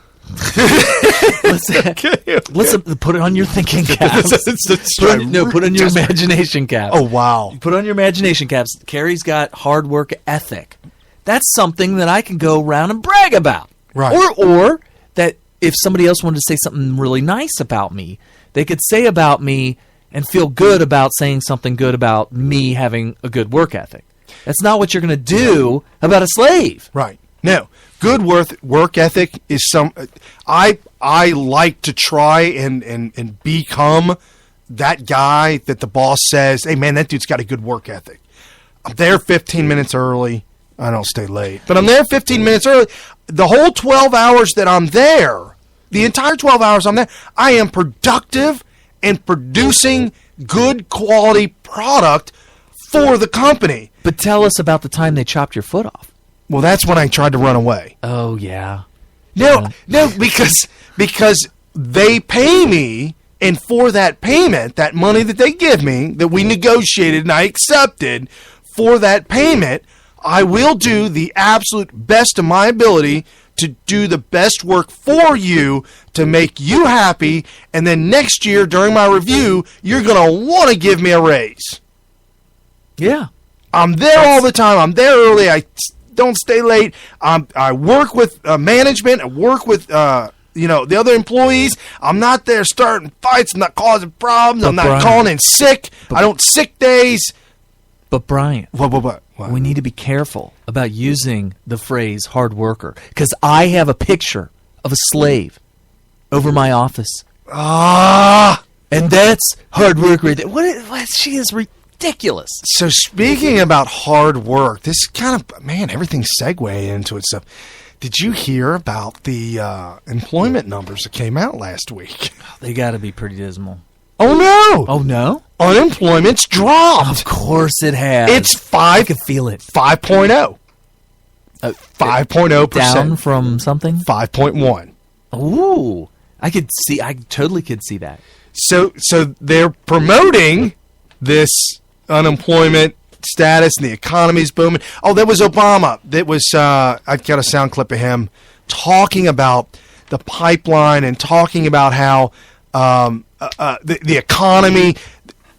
Let me just play it. This is Obama talking about the economy, jobs, the pipeline, and why he shot it. Or not, he didn't shoot it down. John Kerry and the department that is controlled, that is Obama's arm, extension of Obama, shot down the pipeline, said, we're nixing this project. Not at all. And this is why he said, why is doing hard work and the lack of or stuff and unemployment. Now, for years, the Keystone Pipeline has occupied what I frankly consider an overinflated role in our political discourse. Right. It became a symbol too often used as a campaign cudgel by both parties rather than a serious policy matter. Okay, listen closely. And all of this obscured the fact that this pipeline would neither be a silver bullet for the economy, as was promised by some, nor the express lane to climate disaster proclaimed by others. Okay, he just said it. I still got more on the sound clip. He just said, he's lying to you flat out, but he just said this wouldn't be a highway to climate change. Climate disaster. Climate disaster. Guys, Rockefeller put entire railroads out of business with an oil pipeline back in the late 1800s, early 1900s. This will put BNSF out of business. And How much fuel do you think those giant locomotives use? How much black smoke is being spewed up into the atmosphere by these locomotives? It will take them off the tracks. Oh, what kind of environmental disaster are we talking about? You don't understand. here? They're union workers, and they're in the Democrat Party's pocket as union jobs, union workers funded by the government. Okay, he goes on to say. To illustrate this, let me briefly comment on some of the reasons why the State Department rejected this pipeline. First, the pipeline would not make a meaningful long-term contribution to our economy. It did for Rockefeller. Hold on. What? It did for Rockefeller. Why did it come? Is that it? Hold on. It took the money. Is that a personal opinion? Or is that a fact of some sort? It's a personal opinion that is wrong factually. It's factually wrong. It's been proven wrong by history. What the pipeline did for Rockefeller back over 100 years ago was take the money from the people who were getting paid to ship his oil back to Rockefeller, which in turn was enabled him to lower the price of oil. You don't understand, Kerry. Obama is going to talk about the price. Oh, jeez. So if Congress is serious about wanting to create jobs, this was not the way to do it. If they want to do it, what we should be doing is passing a bipartisan infrastructure plan that in the short term could create more than 30 times as many jobs per year as the pipeline would, and in the long run would benefit our economy and our workers for decades to come. Okay, he said in the short term, create 30 times more jobs. True, I don't disagree with that. In the long term, put us in the poorhouse. How many times have you heard a politician scream about infrastructure? You know what infrastructure is at a federal level? I'm going to give everybody a really quick crash course in redistribution of wealth. Give us a major head-on crash course. Okay, head-on crash. Here's how the redistribution of wealth works with regards to infrastructure. Infrastructure, for the most part, is local government projects. You got a bridge here. You got some sort roads and potholes and stuff. Yeah, whatever. Public works across the nation, all of which would be considered local government upkeep, maintenance. Right. What they do is the federal government collects a certain percentage of tax all the way across the country from all different states, then takes all that federal money and then releases it back into individual local projects in the form of grants that go towards these public works. Oh, you mean like the trolley car in downtown Cincinnati that nobody uses? It costs hundreds of billions of dollars? $100 billion, whatever it is, for the choo-choo train that goes 1 mile through downtown Cincinnati. That money came from 49 different states. But they said we got $80 million from the federal government. It was ridiculous. And we had to do it. We spent were forced to do it. We didn't even want it anymore. Nobody wanted it, but we the $80 million was spent. Yep. And gone. Cincinnati would have to cough up, find $80 million to walk away from it, or spent $20 million to finish it. Right. And they couldn't walk away from it because they already spent the damn $80 money. million, right. So it was already politicians before spent it all, knowing that even if a conservative got into power, he couldn't undo it. He was shocked when he got into power, came to the people and said, I know you elected me to stop this rail car. Cranley's like, we can't do it. And it outraged a lot of people until you found out why. Yes. They would have had to default on a government loan. Which means that you would go to the city of Cincinnati, to the taxpayers, and say, hey, yo, dude, we need $80 million to give back to the feds. In order to get out of this stupid choo-choo train project. Or we could spend $20 million and just finish it. What a joke. You know what they should have done? Or whatever. They should have just stopped and burned it. Here's the worst part. We could have stopped, not spent the 20, but then the government is like, hey, we gave you... You better finish it. $80 million to finish this. We need all $80 million back if you don't. So they can't just say, well, we'll just stop. They can't even stop. No. They have to give the $80 million back or spend the $20 million. And then they got into arguments with the local electric company, but who was going to run the electric lines? Yeah, they were like, we ain't doing this. What are you talking about? We run electric lines. No, you run the line. They're like, well, we didn't budget the money for the lines. Oh, my gosh. So that's infrastructure. Right. So, but here's the key. If California makes a lot more money because they're on the coast, they have that kind of stuff going for them. They also have Hollywood movie industry, which collects money from around the world. One of the largest ports in all of the West Coast is Long Beach. Oh, yeah. So there's an excessive amount of money floating around when it comes to California. But that means more of the federal dollars is coming from California, okay? Right. A portion of that, a larger portion of our choo-choo train, that was a huge waste of money, came from California than anywhere else. Why does California need to fund our choo-choo train? Wow. That is the redistribution of wealth. Right. If we want a choo-choo train, we need to come up with the $80 million to make it. And we didn't even want it. Right. People didn't want this. Now, some people are asking right now, well, what's the motive behind all these public works that the government needs to spend? Why is it so important? The reason it's so important, this is Communism 101. The more we do for you, the more you're going to demand we do for you in the future to either upkeep all this crap that you're making for us, or because you've become dependent on the government teat, if you will. Right. And you're going to need it at all times, like heroin. You're addicted to it. Right. Median income in Ohio, just in general, the Census Bureau, median income in the entire state of Ohio is $45,000 a year. Median income in California, the entire state, $61,000. Plus, they have a higher what's their GDP? Cost of living. Their GDP is what you need to look Well, at. their GDP used to. They were classified, if you cut California out of America and you claimed it as its own individual country, at one point in time, I think their GDP was it fifth? Fifth in the world. Fifth in the world compared to other It would countries. be the fifth largest GDP in the world if they were their own Was country. that during Governor? I don't know. Governor Reagan's I run. don't know. It doesn't matter. Ronald the Reagan. point is that a fifth of the entire cost of our choo-choo train came from California. That's redistribution of wealth. Right. It's just insanity. So, Obama talking about infrastructure.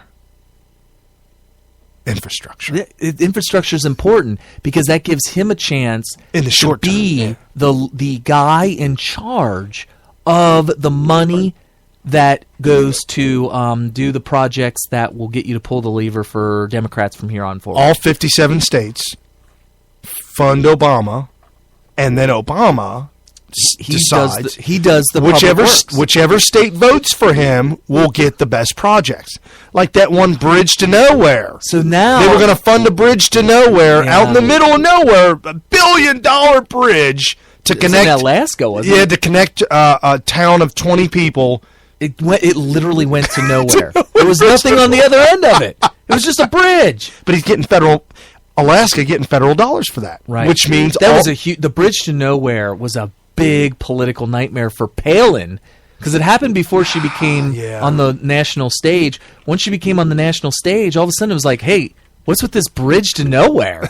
And it was just a nightmare. So the Gavina Island Bridge, commonly referred to as the Bridge to Nowhere, because it is, was proposed bridge to replace the ferry that currently connected the town of Ketchikan, Alaska, with Gravina. Speaking of which, when are we going to get a bridge in the west side to replace the Anderson Ferry? Can't do that. Union jobs on the ferry. There's like 3 people. Union jobs. 3 people work on the ferry. But you don't know. It's nostalgia. Nostalgia. Yeah, it is kind of a They're grandfathered in. It's a cultural nostalgia. It's historic now. It's been in running for over 200 years. 200 years. That's using the same Donkey. Donkey. It's made out of wood, driftwood. Thatch. It's a basket. So let's listen. Let's listen to Knucklehead and Chief Still. He finishes up his garbage. We're still listening to him. Our business has created 268,000 new jobs last month. They've created 13.5 million new jobs over the past 68 straight months, the longest streak on record. I don't even know. He's speaking gobbledygook. He's just throwing numbers out there, just throwing out words. Because he knows no media, no news media, nobody. He has no credibility. We'll vet it. Nobody will vet it. Nobody will. They don't care. They don't even vet it because they already know he's lying. Right. They don't. They're like, this is how bad it's become. Well, this is how bad. Last week, right after our show last week, go back and listen to last week's show. Right after our show last week, you can pause it. We'll wait. Go ahead and listen to the other show.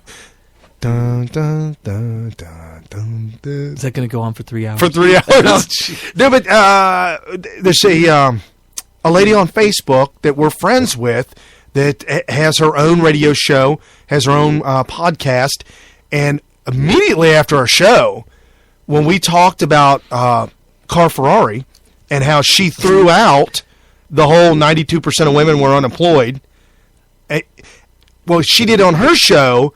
Oh, yeah, well, she slipped. Well, I told her, I said, no, she didn't slip, and we explained why. Well, here's the thing. The thing is that Democrats don't even slightly skirt it anymore.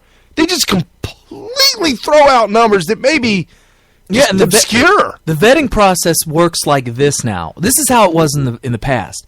Hey, Obama said something. Let's find out if it's true or not. That sounds logical, right? Right. Now it's like, hey, Obama said something. We know it's a lie, but if we really think it might be true, let's look it up to see if he's actually telling the truth. So he says in the past, it was like you assumed it's true. You assumed it's true, right. But let's make sure. Now you assume it's false. Uh-oh. But just in case it might be true and you want it to be true, if you want it to be true, you might actually go and look it up. But if you find out that it's false, you don't even report that. Because why don't you report it? Because when Democrats lie, it's not even news anymore. Hold on, maybe he is telling the truth. He said 13 million jobs over the last 65 months or so, whatever the hell he said. The longest running streak. It might be saying that long running streak is the loss of jobs for 65 straight months straight. He's losing jobs, and that's the longest losing of jobs streak. That's probably the fact. But he twisted it and said, oh, yeah, 13 million jobs. Yeah, longest run in 65 months straight. No, dude. Dude. That record you're talking about, that's the loss of jobs.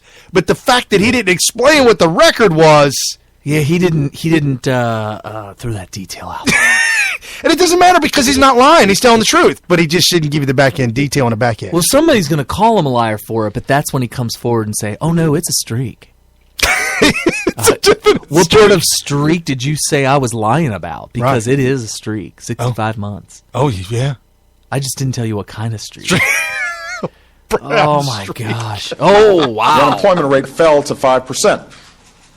Which is this a lie. Congress should pass a serious infrastructure plan. There he goes again. And keep those jobs coming. Keep them that coming. Would make a difference. The pipeline would not have made a serious impact on those numbers and on the American people's prospects for the future. What? Second, the pipeline would not lower gas prices yes, for American it would. consumers. Hold it. Listen to this. Nope. In fact, gas prices have already been falling steadily. The national average gas price is down about 77 Hold on, stop cents. it real quick. The reason, listen, fact check time. The reason. Now, hold on. Before you say it, though, this goes to what I just said before about he threw out a one-liner that is true. Yeah. But he didn't give you the reason why it's true. So go ahead, Gary. Go ahead. The reason why fuel prices have dropped so much is because when we started fracking in Texas and South Dakota. And it was Boomsville. It was such a threat to the Middle Eastern oil barons. Well, let me tell you how big of a boom it was in South Dakota. It was such a large boom in South Dakota that men would drive up to South Dakota in a camper. Yeah, oh yeah. Because there was no place to sleep. There was no place to stay. There was nothing. You There had were to show up in a so camper. many people ascended on South Dakota because the wages were just... They were ridiculous. I had a buddy in the wrestling community that you told me just about that. disappeared. Yes. I called him up. I said, dude, you going to help me out? You do this, that, and the other. Man, I'm gone. I'm halfway there. He was in his car. On the way to South Dakota. He had nothing. He just packed his car with as much crap as he could. It's the gold rush of 49. He did the 49er. He did the 49er thing. He was in his vehicle on his way to California. I mean, not California. He had the pick. And he had a donkey in the back of the truck. Right. Because you're going to need the donkey to get up the mountain. Something like that. Right. No, he was on his way to Texas. He said, I'm on my way to Texas. I was like, oh, like, what, are you going to vacation? No, I'm there permanently. I'm like, what? When did this happen? He's Have like, you been listening to Glenn Beck too much? Right. Well, that's what I was thinking. So he said I was offered a job to just drop everything and show up at $40 an hour. I said I couldn't pass it up. How could you? Not only that, but the cost of living in Texas, $40 an hour? Dude, you could buy a ranch. That's probably what he's doing right now. I know, I'd buy a ranch. So Obama called his buddies in the Middle East and said, you've got to stop capitalism from running amok, and it's ruining my game plan. I wasn't going to get the tinfoil hat on, but now that Brian brings it up, it sounds like that might be. It ain't far-fetched anymore, folks. Oh, definitely not. But okay, so the Middle Eastern oil barons of Saudi Arabia and every place, all the Middle Eastern oil manufacturers, drillers, if you will, said, oh my gosh, this might actually constitute a threat to our business. So they decided, and they pulled a Reagan. In the Cold War, Reagan decided, if we just get into an arms race and go full blast and project offense in the Cold War, extreme offense, it will cause Russia to respond in kind, and we know they will go bankrupt. Because capitalism always wins. And it turns out he was right. He went full bore. Russia, or USSR, went full bore to keep up with America, and then they went bankrupt. The whole thing collapsed. The Berlin Wall came down, and you can thank Reagan for that. Well, the Middle Eastern oil tycoons are like, you know what I think we can do? I think if we dump the price of oil down to nothing, dump it, we will make all these people that drove in campers to Texas and North Dakota go back home. They'll have to shut down their oil spigot, or their fracking. They'll have to shut it down. And here's the fact, folks. The fact is, fracking is potential money. The money's not there right now. It's potential future money. Oh, it's huge. And the scholars, the guys who were looking at the amount of natural gas, looking at the amount, they were saying, and the numbers were off the chart and through the roof. They're saying that America holds the largest amounts of natural gas the world has ever seen. Yeah, ever. That's what I heard. Yeah, it makes the Middle East look like peanuts. Looks like nothing. And then all of a sudden, because gas prices in California $5-6 a gallon, Cincinnati $3 and some odd change a gallon, because Saudi Arabia does what they want to do.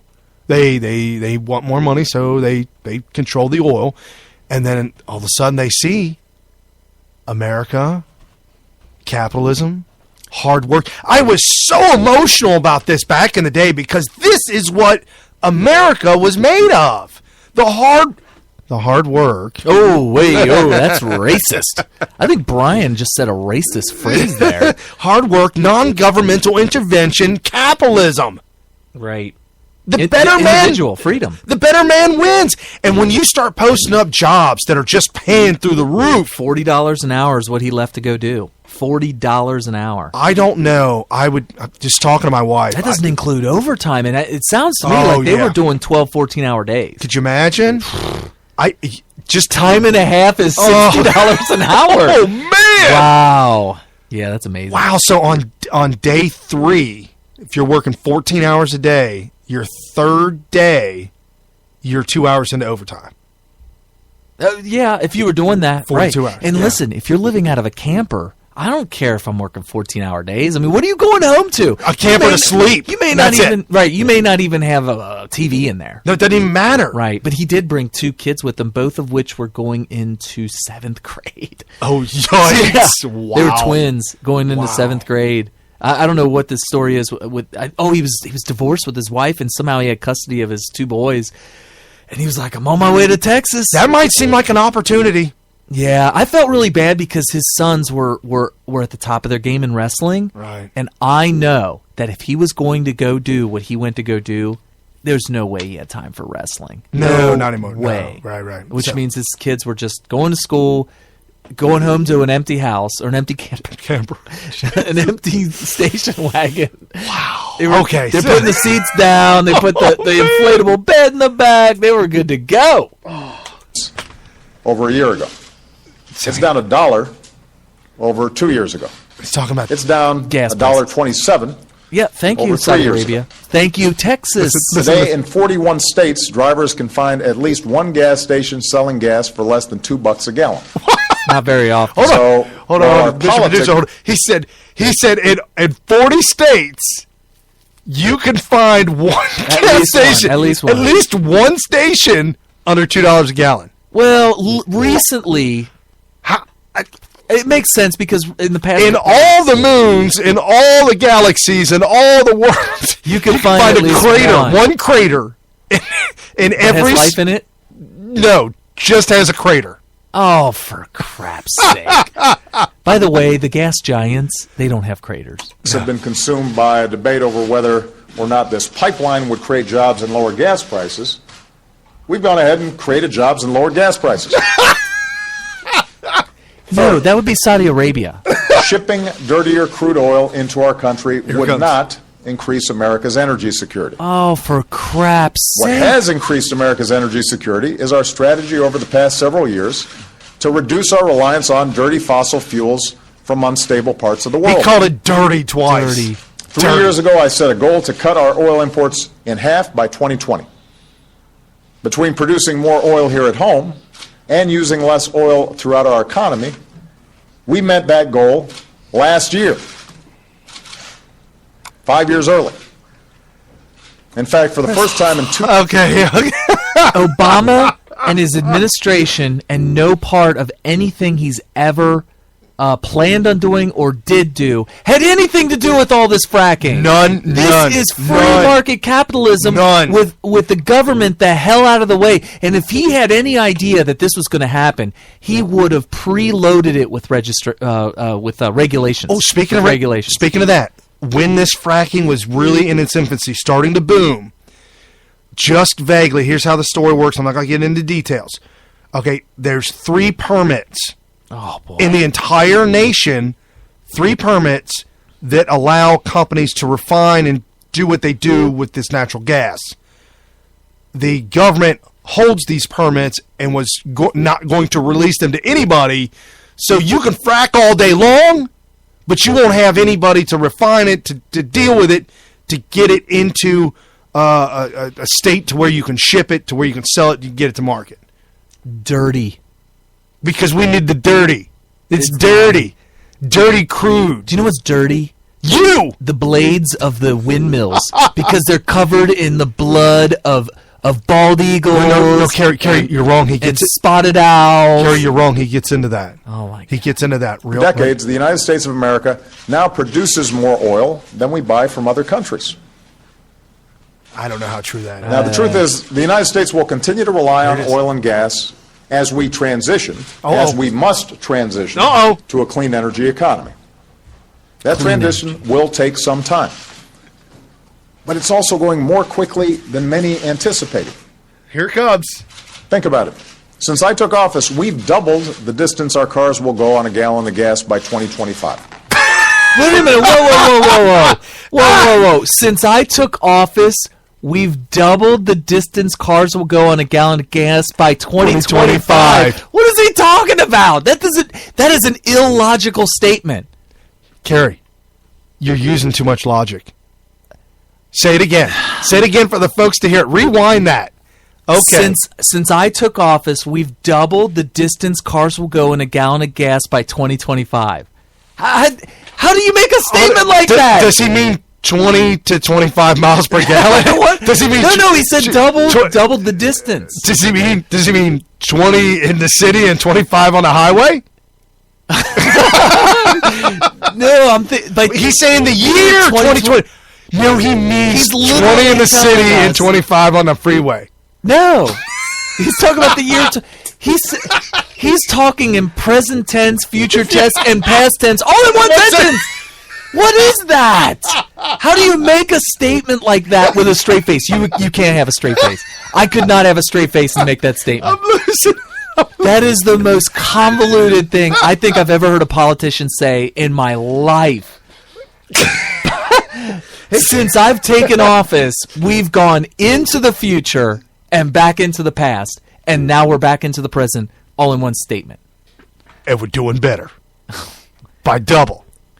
Since I've taken office, we're doing better by 2025. What does that mean? What does that mean? Oh my gosh, somebody please call in and tell me how I'm going wrong. 772-49 Smith, SMYTH. Now he gets into the green energy. Okay. The power we generate from the wind. Multiplied the power we generate from the sun 20 times over.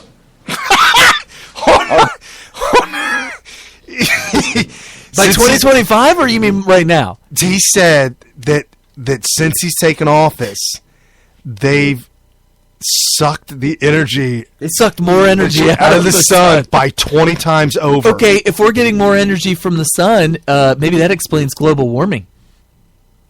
I'm just saying, hey, if we're going to use Obama logic, let's do it. No, because if we're going to suck the heat and energy from the sun, then we're stealing and robbing the heat from it. Okay, so you're saying that we may go into an ice age. Okay, let's go into a science class. Get your science goggles on, people. All right, we're going straight to science class. When the sun's rays hit the earth, it is converted into heat, and then that warms everything. It warms the air, It makes us warm. It creates summer. It keeps us from freezing in the winter, whatever. So that's the sun. Excuse me, and its rays. All right. We can take some of those rays and convert it into usable energy, which means it's not going to be heat. It'll be transformed to electricity. Or whatever. Yeah, right. I mean, it could be done. If you can change it instead of into heat, into something, some sort of other type of energy. Right. Right. The more we do that, the less of those rays will become heat energy. What idea has any Democrat ever come up with that didn't just absolutely backfire on them at every turn? Well, yeah, I mean the spotted owl and the hawks and the desert eagles and the turtles, the turtles in the desert. The desert tortoise is almost extinct because of Democrat. What are they? The little solar panels. Yeah. Flat. Wow. You didn't know about that? If we put windmills on the top of cars, we can take that power that transferred back to the battery. So it would make perpetual motion. Yeah, well, what happened is the faster you go, the faster you can go. Right. So you will never. So your speed is infinite. Well, it would get to infinity eventually. Biggest and most successful businesses are going all in on clean energy. Thanks in part to the investments we've made. Clean energy. There are already parts of America where clean power from the wind or the sun is finally cheaper than dirtier conventional power. No, it's not. That is the biggest lie I've ever heard out of his mouth. Yeah, this happened. This interview went down this week. That is the most blatant lie. There is no part of solar energy or wind energy. If it was close, I'd be like, nah, he's not telling the truth. If it was close, I'd be like, it's not true. It's just not true.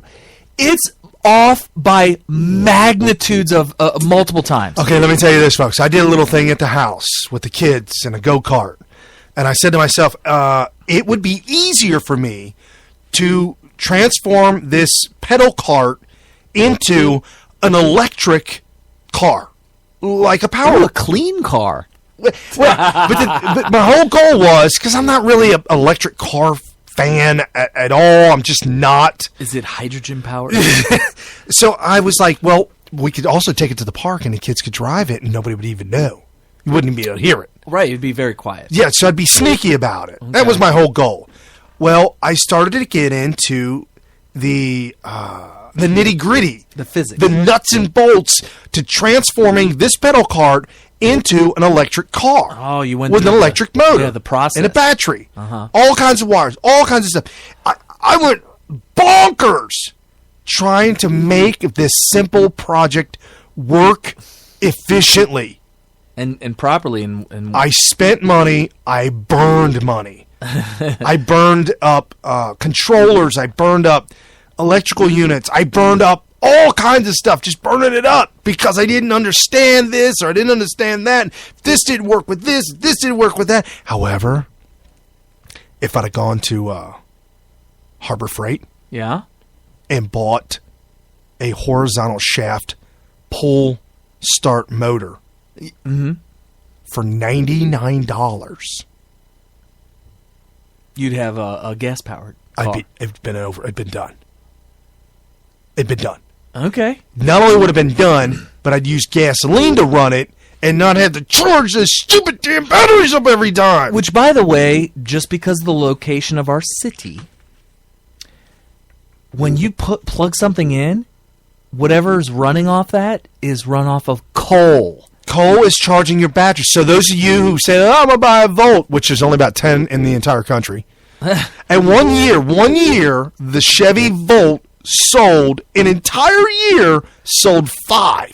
Well, let's say that everybody and bought a Volt. Well, and you plug it into, and you pull up in your garage, right. You pull out the 3-prong 110 plug, and you stick it into the socket of your house, and you let it sit there for a week to charge. I mean, it's going to charge. It's going to take a long time to charge. It takes a week to get about 2 hours worth of charge. Right. So you got the charge, but the electricity that you're paying Duke Energy, Edison, Pacific Electric, whoever it is, they're sending you electricity that was made by burning coal. Yeah. So you are burning. You might as well have had a steam engine that you have to shovel coal into. I was going to ask you that, Carrie. Do you think that if you had one of those steam engines, like the kind that used to be on the tracks, right, a locomotive, and you made one into a car, that might be a little bit more efficient. No. It's okay. I'll give the environmentalists this: when you have a ginormous coal-fired factory, electrical plant, right, and then you distribute that energy to everybody through electrical wires, AC current, right. That is probably the most efficient way to convert coal energy into energy that we all can use. Because when you start shoveling coal into a boiler, which is in the trunk, yeah, you start shoveling. It takes several people to drive the car. I think the very first car was a steam powered car made in Germany. It totally is plausible. It had a huge kettle on the front wheel. It was a 3-wheeler. And the huge boiling kettle on the front, which sank into the mud. Well, think about a locomotive that's on a track, but instead of a whole bunch of those wheels, just replace it with 4 tires. That's what they had. Right. Yeah, there were steam engines built. How about a Stanley steamer? Go Google that for all you guys out there. Jay Leno owns a Stanley steamer. Google or go to YouTube and go in the search and type in Jay Leno Stanley steamer, and he'll show you how to start it up. When you go out there to the garage to get your Stanley steamer, you need like an hour of prep time before you can go out and drive it. 1768, the first steam-powered automobile capable of human transportation. I don't believe it. 1768? I don't believe that. History of the automobile. I find that so hard to believe. Nope, it was Nicholas Joseph Cugnot. Cugnot? Yep. Okay. All right. Here's the picture of it. Look, it hung out. Oh, I'm sorry. I thought it hung over the front. It stuck out over the front tire. So if you got into a head-on collision, it you would would be be boiler on boiler. Oh, it would be. That's not good. And it was all made out of copper. Wow. Could you imagine the cost of that thing? Well, back then, copper was probably a lot cheaper. When they had to rivet it all together? With gold rivets, 24 karat. Right. So anyway. So, the point is, the old rules said we couldn't promote economic growth and protect our environment at the same time. How's that? What? The old rules said we couldn't transition to clean energy without squeezing businesses and consumers. But this is... We can't move to clean energy without squeezing businesses. So you did squeeze businesses to get clean energy. Did I misunderstand that? No, he's saying that the old convention is that. Oh, to move there, you got to squeeze them. But he's saying that we didn't that's squeeze not nobody the case anymore. We didn't squeeze nobody. We live in the brave new world. It's America, and we have come up with new ways and new technologies to break down the old rules. So that today, homegrown American energy is booming, energy prices are falling, and over the past decade, even as our economy has continued to grow, America has cut our total carbon pollution more than any other country on earth. Carbon's not a pollution. Today, the United States of America here it comes. Is leading on climate change with our investments in clean energy and energy efficiency. America is leading on climate change with new rules on power plants that will protect our air so that our kids can breathe. So power plants, you all are not allowing our children, forget us, I don't need to breathe because I'm old, but our babies, the infants. What about the children? We need a soundbite of somebody saying that. It's that lady in The Simpsons. Oh, is that what it is? Oh, it's not just The Simpsons. So many people have made fun. That is the most... If I were a politician, because I'm too honest, if I was a politician, I could not... Oh, won't somebody please think of the children? Oh, there you go. Would somebody please think of the children? There you go. I wouldn't be able to abuse that line without smirking. If I was a politician, because it's so blatant, it's almost like I mean, back in the day, presidents would always say "God bless America" the very last thing they would say when they were done with an address. Right. Now it's like it's coming, and it's just like, oh, there he goes with that line. Like it's like these political lines that have to be said. It's like this convention. And now his political line, he has children. the children. America's leading on climate change by working with other big emitters like China to encourage and announce new commitments to reduce harmful greenhouse gas emissions. We reported on that. First of all, the idea that greenhouse gases, first of all, there's new controversy now as to whether or not carbon dioxide is even a polluter. Well, we know it's not a pollution. Right. Carbon dioxide is not pollution. Well, according to Obama, it is. But the new controversy is what greenhouse effect does carbon dioxide really have? I don't think they're overstating it. Right. And now there's controversy as to whether or not it causes any greenhouse So effect apparently at all. we've had more carbon dioxide going up into the atmosphere, and we're in a cooling period. Or at least it's a pause. So we have the most carbon dioxide ever put out into the atmosphere, and we're having a cooling pause. It's like a 400,000 year high. And we've got a pause. And yeah, it's not going up weather. anymore. And by the way, and he called it climate change. He's still calling it climate change. Someone needs to give him the memo. It's climate chaos, bro. Oh, are they sticking with that? Well, I still hear global warming. What? Apparently they didn't get the memo. They can't call it climate chaos because all of these hurricanes that they're begging to come before. Desperately begging and pleading and praying to God that all these hurricanes hit us. Just ain't happening. That one that just came through Mexico a couple weeks ago. The highest It was never recorded in Oh, all excited. of history in the hemisphere of this hemisphere. It's never The history of the world. 500,000 mile-an-hour winds ripping the faces off dolphins. What about the children? What about the children? Their baby dolphins being shredded, torn up fins and teeth are everywhere. Oh my gosh. And it's about ready to set land in Mexico. Oh my god. And when it's done chewing Mexico out and spitting it out, it's coming for you, Texas. That's right. Yeah, they said And Texas. it's coming back to Katrina. I mean, Louisiana. Wait, what? Coming back to Louisiana. And by then it'll be the first ever 6.0.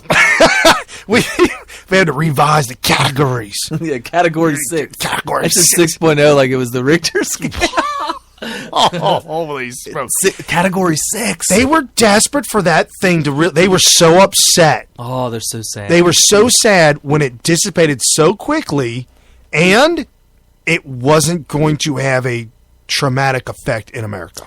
Well, Rush Limbaugh points out something that I think is fascinating because I don't know why I never noticed this, but he said, notice how they only point out hurricanes that hit land, especially in high population areas. But what people don't realize is that hurricanes happen all the time off the coast, but those never hardly ever get reported on unless there's a remote possibility it might hit the land. Right. And when they don't, they really, it just Quickly drops stop out of talking about it.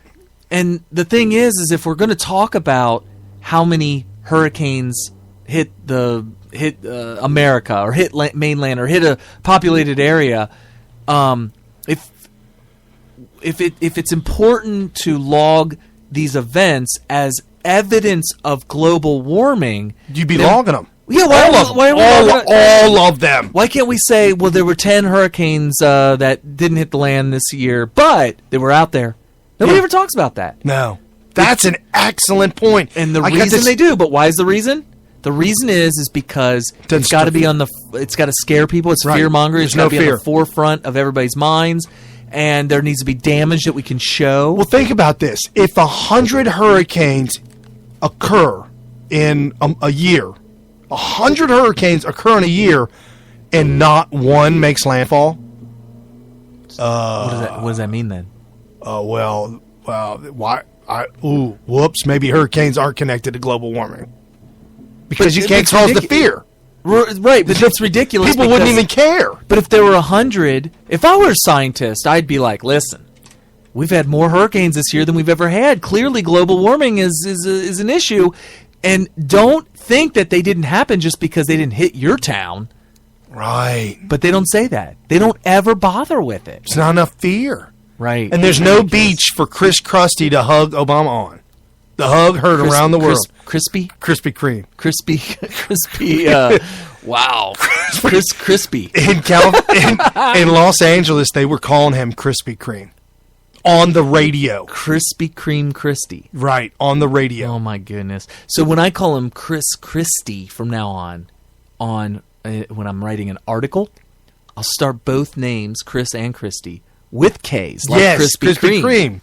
Right. So even though I'm not calling him Krispy Kreme, when you read the words that I write with the 2 K's, it'll put 2 and 2 together. And if the open sign is flashing, that means they're coming off the conveyor belt and they're hot and fresh. And they're soft. And you can come in and get one. Yummy. You can get one for free.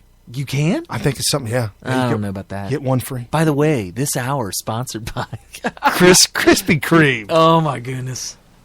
In part because of that American leadership. More than 150 nations representing nearly 90% of global emissions have put forward plans to cut pollution. Why? America China is ain't now putting a global nothing leader up. when it comes to taking serious action to fight climate change. And frankly, approving this project would have undercut that global leadership. By the way, there is the no biggest climate risk change. we face. It's a hoax. Not acting. You're acting. The biggest Today, thing we're continuing to lead by example. Because ultimately, if we're going to prevent large parts of this earth from becoming not only inhospitable, but come on. uninhabitable, Really? we're going to have to keep some fossil fuels in the ground rather than burn them and release more dangerous pollution into the sky. Like the sky, the children. Dangerous. As long as I'm President of the United States, America is going to hold ourselves to the same high standards to which we hold the rest of the world. And 3 weeks from now, I look forward to joining my fellow world leaders in Paris, where we've got to come together around an ambitious framework to protect the one planet that we've got while we still can. If we want to prevent the worst effects of climate change before it's too late, the time to act is now. Not later, not someday, right here, right now. And I'm optimistic about what we can accomplish together. I'm optimistic because our own country proves every day, one step at a time, that not only do we have the power to combat this threat, we can do it while creating new jobs, while growing our economy, while saving money, while helping consumers. Saving money? Most of all, leaving our kids a cleaner, safer planet at the same time. That's what our own ingenuity and action can do. That's what we can accomplish. America's prepared to show the rest of the world the way forward. Thank you very much.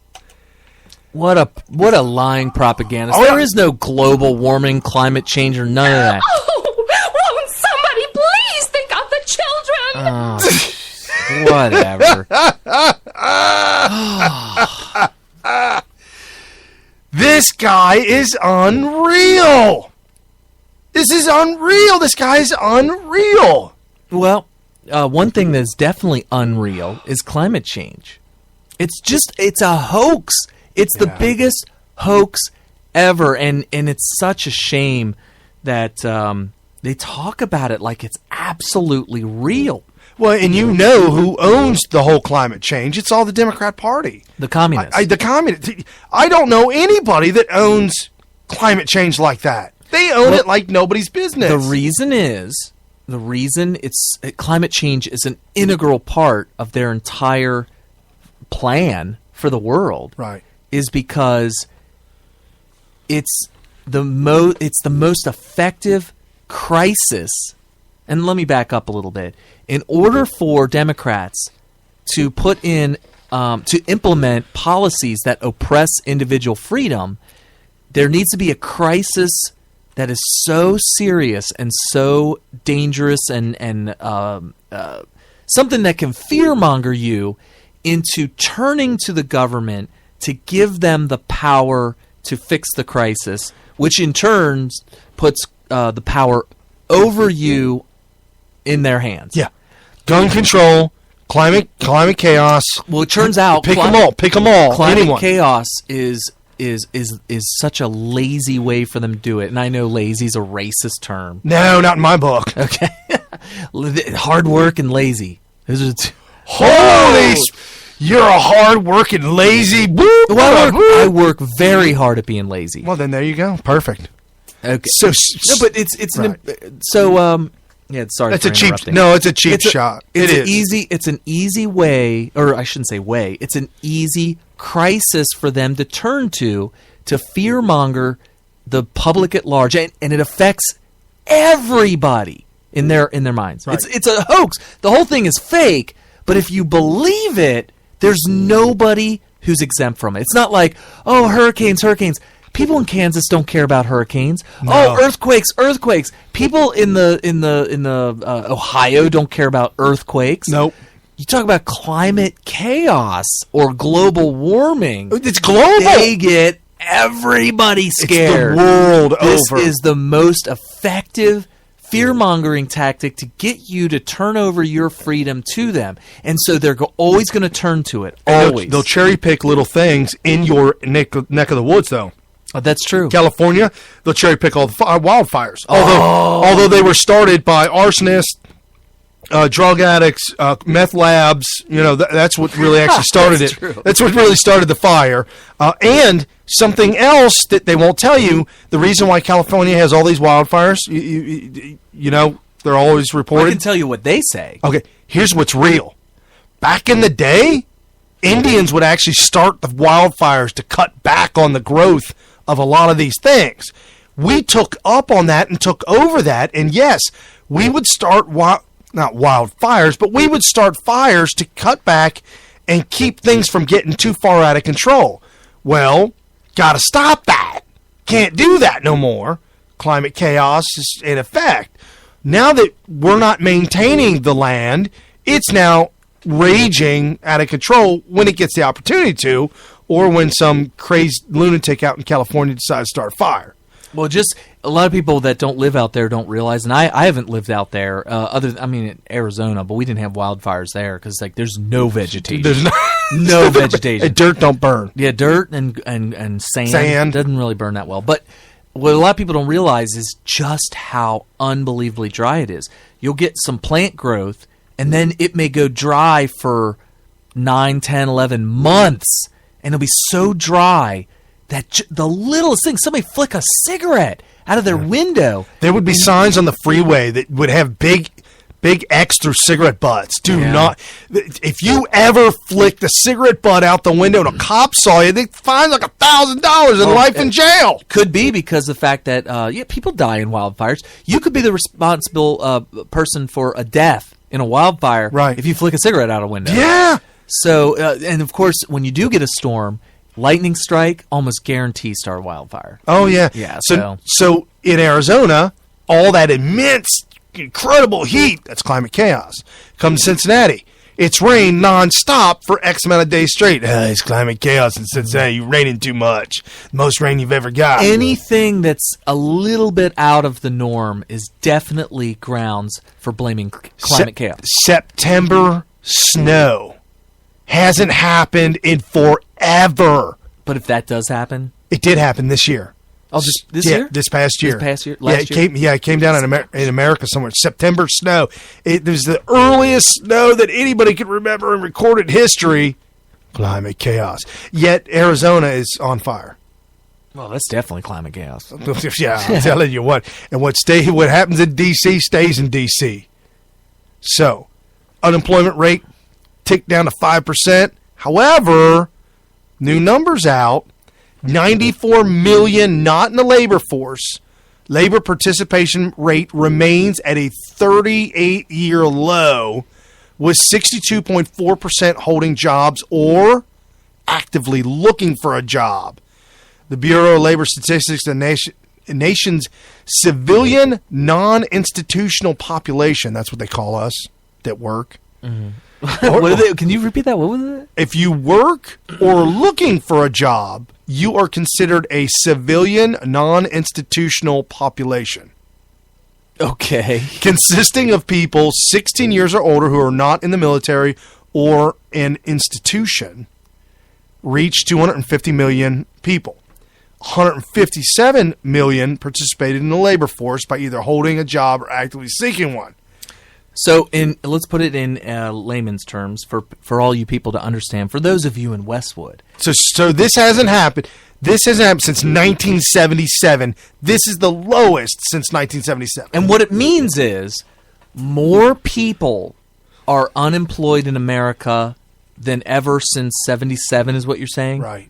And less of a percentage of those who are able to work in America are actually working than at any time since 1977. That's the most important, simplest way to put it. So for when you hear, labor forces, unemployment down to 5%, that is complete BS. They come up with that number based on fudging it. Well, they fudge it by saying, well, yeah, sure, you don't have a job, but you're not looking for a job. Why are you not looking for a job? Because you're getting plenty of money through the forms of welfare and WIC and all that. So those people who are getting paid to be a citizen and sit on their butt and eat bonbons while playing video games, and by the way, these are people who are able-bodied. They could go get a job if they want. But why would they?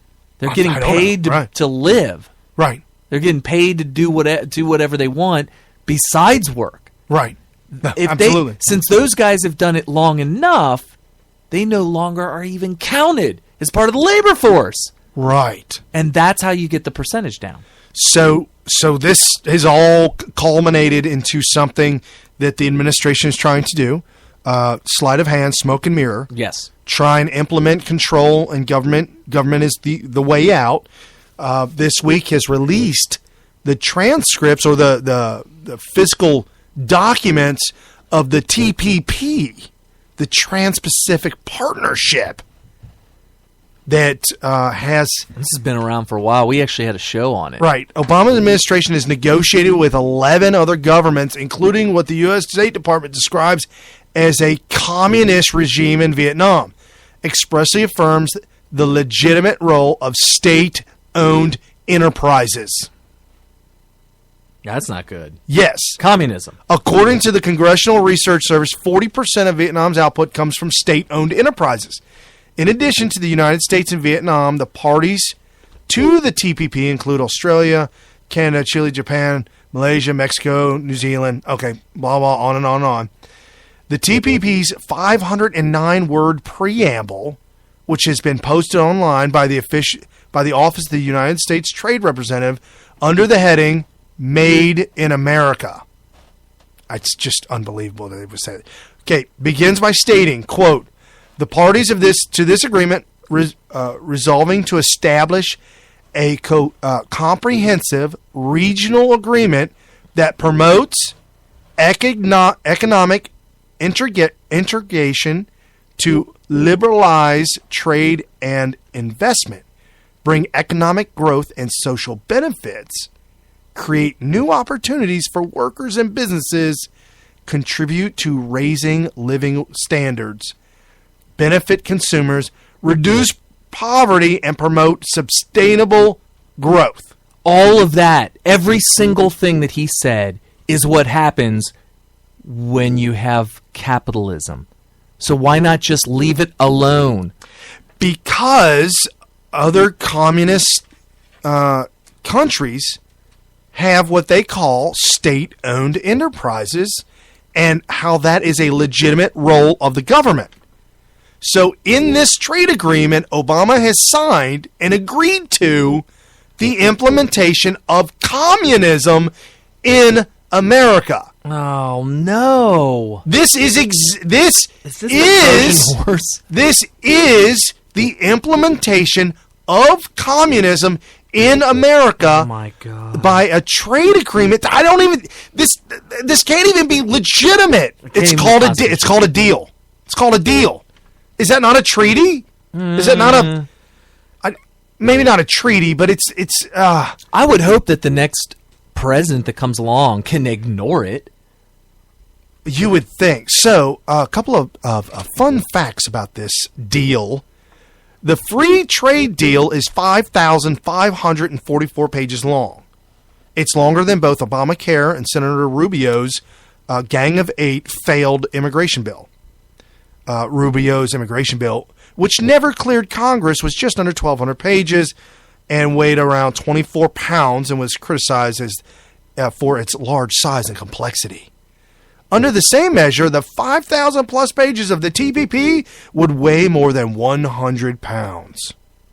And that's 100 pounds of dung. Anytime you need that much paper to write down any kind of legislation or regulation, it is clearly 5,000 pages to tell me how to trade with another country? Right, exactly. Why do you need that much? One of the things I was reading right here on Wikipedia about the TPP was that it will help to reduce tariffs on trades between nations. Let me tell you how to do that. If I can send my products to China for a certain tariff, or send it to Japan for a certain tariff, and the tariff to send it to China is a lot lower, and I can get more money and sell things for less after tariff, or get tariff less to China, I'm going to send it to China. That means less for Japan, which would force them to lower their tariff. Especially if they wanted more. That's called capitalism. Right. If they don't want it, fine, keep your tariff up. So what Obama's doing, and these other countries that are communist regimes, what they're all socialist regime heading towards communism, or like Vietnam, complete communist, or China, what they're doing is they're colluding. All these heads of state, all these governments are colluding together against the people. Right. We were talking about this It's earlier, about all- the collusion. It's the collusion of the ruling class of each of these countries. So now we don't have to worry. Well, we always have to worry about the ruling class in our own country. But now the ruling class from multiple countries are all teaming up to oppress and rule over everybody that's outside of the ruling class. And that's what the TPP is. That's what it boils down to. It's an attempt to circumvent capitalism, because capitalism gives the individual freedom to the non-ruling elite at large, and they are taking that away because the individual freedom of non-ruling elite is a threat to their status as rulers. Oh yeah, absolutely. That's pretty much what it boils down. In a nutshell, that is exactly what it is. So, have you heard? Terrible. Have you heard of the HERO? HERO. Well, it failed miserably in Houston. What? I never heard of it. What is it? I mean, I heard of the movie Hero 6. No. HERO. Houston's controversial equal rights ordinance. Houston Equal Rights Ordinance. Right off the bat, I could tell you. HERO. So there's going to be something wrong with it. Okay. It was at the ballot box. So a lot of people went to vote on a lot of different, wide range of variety of issues. This was in Houston, Texas. It was on the ballot, and it failed by a wide margin on Tuesday, with voters opting to repeal the law that offered, and this law was put into place by politicians who signed it in, just signed it without election, without review, that offered broad non-discrimination protections. According to incomplete and unofficial returns, the hotly contested election has spurred national attention, drawing comment from the White House and the state's top official. Largely conservative opponents of the law allege that it allows men dressed as women, including sexual predators, to enter women's bathrooms. Oh, hell no. And so, because this failed utterly miserably, the Education Department, Obama's extension. Well, it's more propaganda. This week, right after that failed, Department of Education, clip number 4B, roll. For the last couple of years, this young woman has been denied full access to locker room facilities in the school simply because she is transgender. When you have been the subject of discrimination, when you have been the subject of discussion in which the superintendent of your school district suggests that you may not really be a girl, I think to have the weight of the federal government come down and say that your rights have been trampled and that they need to be respected is incredibly validating and incredibly inspirational. Oh, for crap's sake. By imposing this unrestricted access without any measure of expected privacy, we believe that that is not the right thing to do for our young people. There are private changing stations, and each of those individual stations would afford access into the locker room and opportunities to engage with peers in the locker room. At the same time, protecting matters of privacy that are very critical among teenage students. We continue to be very hopeful that we're going to be able to work toward a solution together. Okay. So what they did was they passed on Monday, this is what they were doing, and they were setting it up.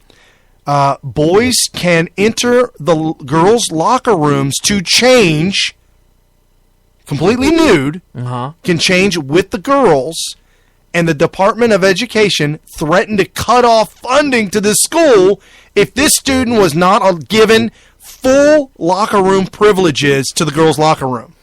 The federal government declared itself fit for the madhouse. This by Breitbart. The federal government declared itself fit for the madhouse by mandating that a Chicago high school allow a full biological male into the girls' locker room for all purposes, including nudity. This biological male, the feds determined, was different because he thinks he's the female. The feds have ruled that the presence of a twig and in the girls' locker room has been mandated by Title 11, Title 9 of the Civil Rights Act. Yes, ladies and gents, and non-cisgenders, it turns out that the battle against sexism enshrined in the ill-written Title 9 was actually intended to force underage young women to look at the penises and testicles of mentally ill boys.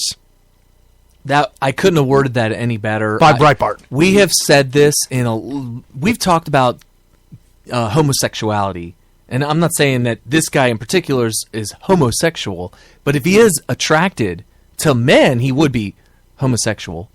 The man or the boy they're calling a girl.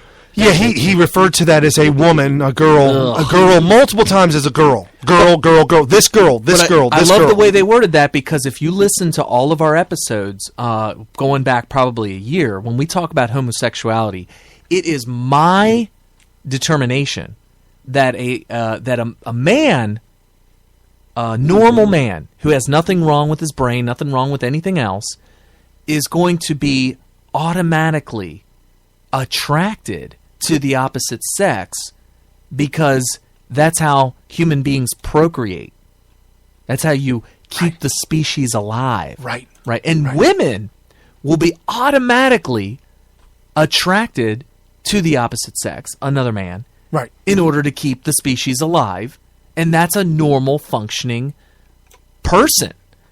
If you were to be attracted to the wrong sex, which would be the sex that does not allow for procreation, correct, there is an error in your ways. Well, in your makeup. If you were a robot and part of the function of that robot was to procreate you would have to have the opposites attract.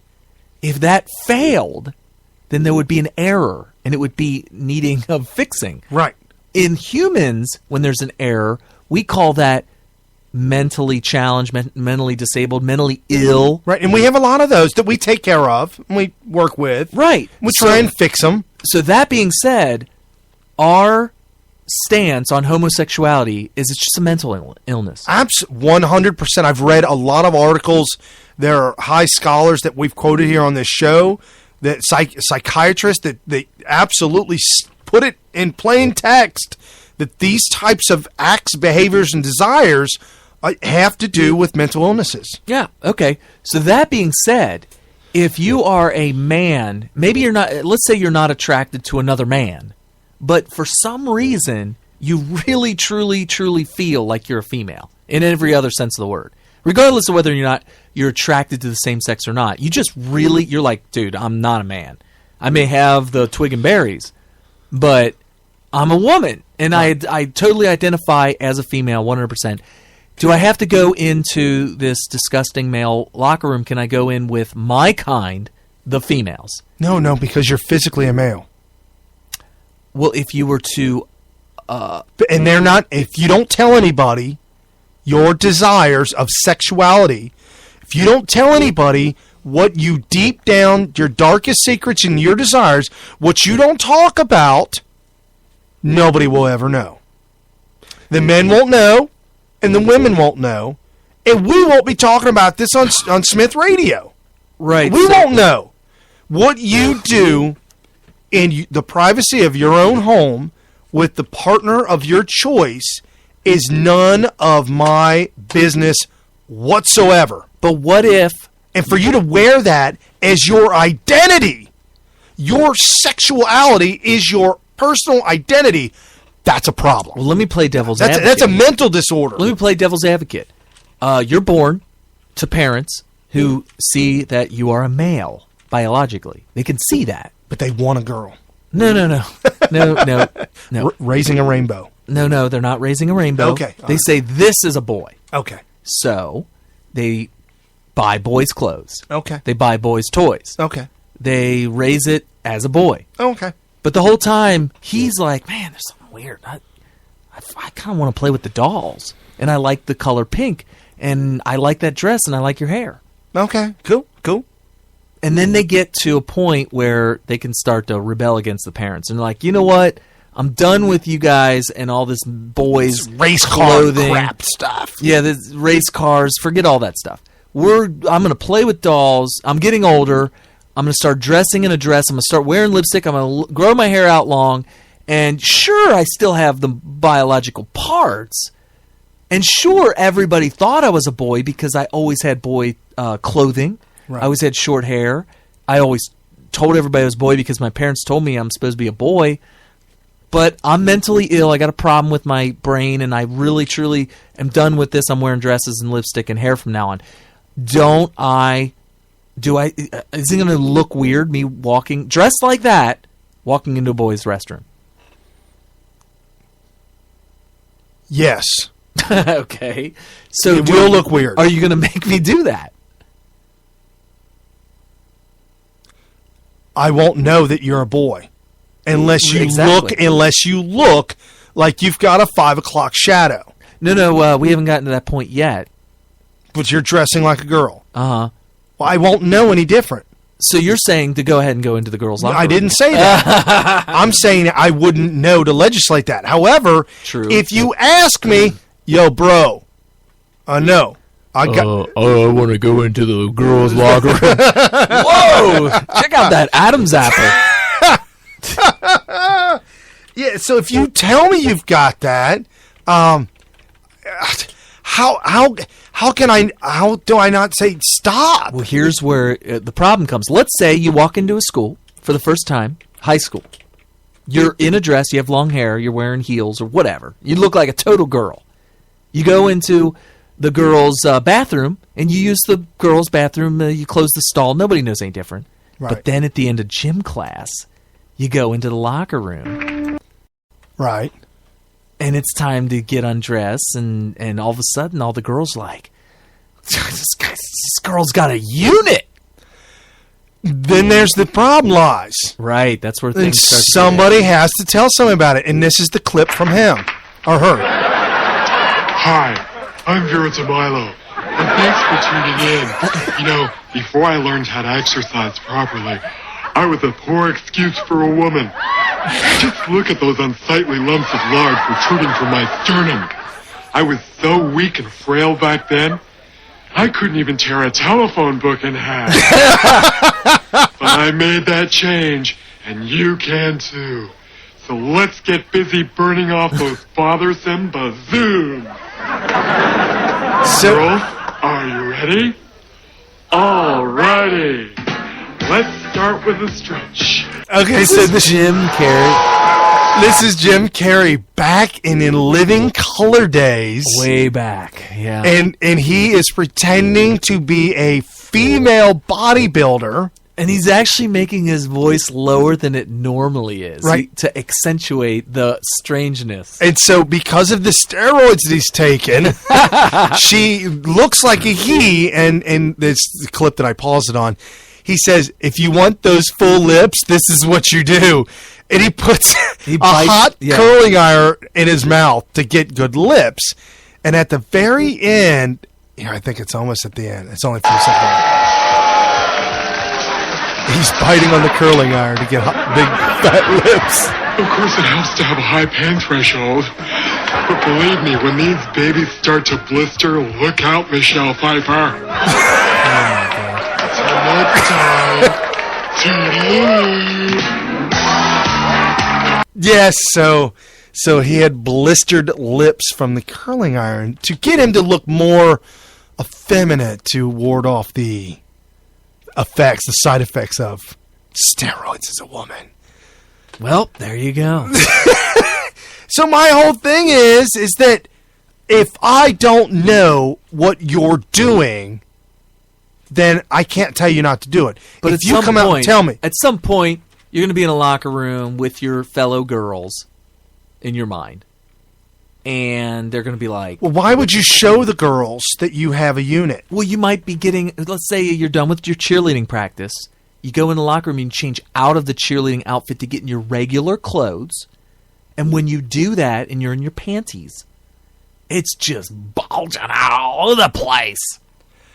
Oh, like Ace Ventura at the very end, we found he's hiding Mr. Winky.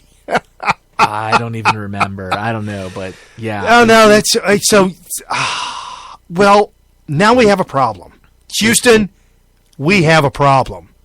This is not condoned in our society, and you cannot be in the public education system dressing like a woman if you're a man. All right, so let's play devil's advocate on the other side. All right, so you got a horny little boy. He's ready to go. He's like, man, I just love the female anatomy. Love it! And I want to get closer to it. And I found out about this Hero Act in Houston. Yeah. And I'm there. I'm growing up in Houston. Yep. I'm just going, I'm enacting the act. I'm showing up in a skirt. Oh, yeah. And I'm going to demand access to that locker room. Oh, I'm going in full-fledged. And if they dare say a word to me, I'm going to say, hey, back off. I identify as a girl. Carrie, what about this? How many women have been demanding access to men's bathrooms? I don't know. It could be a lot. None. There's none. I don't have any articles. No, they don't demand it. They just walk in. And nobody says anything? Well, if they're dressed like Jim Carrey. I mean, it's possible. It's possible. You just don't know. Well, yeah. I don't have any articles on that. I mean, but what do you think about the boy the mischievous boy that's a horn dog that wants to see some naked girls, deciding, well, I'm just gonna waltz on in there, and I dare somebody say a word to me? He's got the protection of the Hero Act. Right. It's just education orders schools to allow boys, biologically male to be given access. There are no articles with women demanding access. There are no articles. Probably because there's reason to suspect that the boys won't complain, maybe? Maybe? You posted something earlier this week. What was that you wrote about if you had a daughter and she demanded to go into the boys' locker room or demanded access? If I had a daughter in junior high demanding access to a boys' locker room, do we got some problems, sister? Well, yeah. Let me sit you down and explain to you what could and may happen. Oh, well, I mean, yeah, that could be a problem. You very well may be physically and sexually violated. It would definitely be a problem, but I will tell you this. I would not allow my daughter into a school that there was a chance a boy would be allowed to walk right into the girls' locker room or the girls' bathroom. My daughter wouldn't be allowed to go there. I would not allow her to go there. I would either I would leave the state, honestly. I would leave the whole state. Right. Houston. What is going on? You know what? This is an attack. Hold on, but here's the problem. You can't leave the whole state because now it's a federal mandate. Federal? Yeah, the Department of Education. Nationwide. No. The Department of Education said if you're receiving federal dollars for your educated school, you will abide by our rules, which are boys can enter a girls' locker room. How do you police whether or not a boy identifies as a girl? It literally boils down to peer pressure. Do you have the courage to face your classmates after telling everybody that you identify as a girl in order to enter the girls' locker room and see naked girls? And let's go a step further. What if a freaking male pedophile teacher decided, hey, I'm transgendered, bro. I'm a teacher. Well, no, I just identify as a girl. Yeah, and I'm going into the girls' locker room. Dude, how do you not show up to school with a gun? How are they going to stop him? How are they going to stop a male teacher from saying, you know what? I feel like identifying as a girl today. Right. And I'm waltzing on in there. And if they scream, I'm going to say, oh, whoa, girls, calm down. Calm down. I'm identifying as a girl today. Male to female transsexuals are 3 times more than females to males. Well, I mean, I don't know what I don't know how to explain that.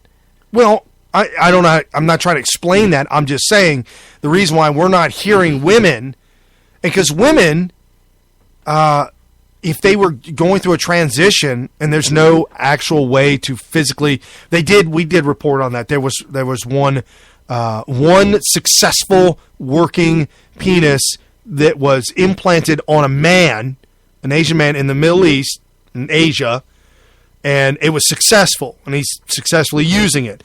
However, he's a male. He has testosterone. He has bits and pieces. How do you know? How do you know? They read the whole article. I mean, how do you know he was a male? He had an accident as a child. He was in a car wreck, and it got cut off. So he got it reinstalled. So they created one using his own skin and hydraulics. So it's a mechanical unit. Does it go? Well, if you squeeze the right looking, it looks like a testicle. You squeeze the right one, and it'll go up, and squeeze the left one, and go down. Oh, I got you. It's just Does it light up? Or mechanicals. And it does the UFO. Jeez. No, but that really did happen. However, when they interviewed Chaz Bono, Cher's former daughter. Chaz is the daughter? She was born as a girl. Okay. And she opted for the name Chaz because she's transitioning into a man. Oh. And in an interview in L.A. on the radio, they asked her about the wedding tackle. The Twiggenberries. The Twiggenberries. Right. And she said, well, technology hasn't come around, so that's not possible yet. So, I'm just waiting. I'm just waiting. I'm holding out. Okay. I'm holding out. So, however, the transition from a male to a female, they use those parts of the male, and they can plastic surgery create one. A chopodectomy. Right. Yeah. However, if a woman went through a change, I think so far as what I see, I don't. If it looked like a man, it went into a man's bathroom, nobody's going to say anything. If she looked like a man and went into a man's bathroom, ain't nobody going to say nothing. Right. That's actually happened to me before. There was you were a woman at that day? No, it wasn't me personally. Oh. There was a girl that was kind of a little bit on the butch side, Okay. Everybody thought it was a girl. Okay. But she didn't say one way or another, and she waltzed right into the boys' bathroom, went to the stall, not the stall, the standing, the urinal. The stand-up. The urinal. Stand-up. Walked right up there, spread her feet out wide, unzipped, and started going to town. Did she have a penis? Well, I couldn't tell. She was facing the urinal. Oh. But they make a thing.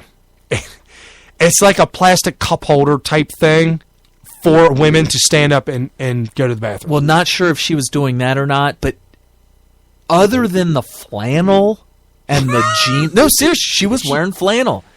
And the fact that she had a higher voice and she was kind of thin and it was just like the hair and... Right. And her voice, just everything about her screamed female. And I think she even had a little bit of chest going on. Right. Okay. We've got 12 minutes left. Real quick, the debt budget that was passed, $80 billion. Ain't nobody saving no money.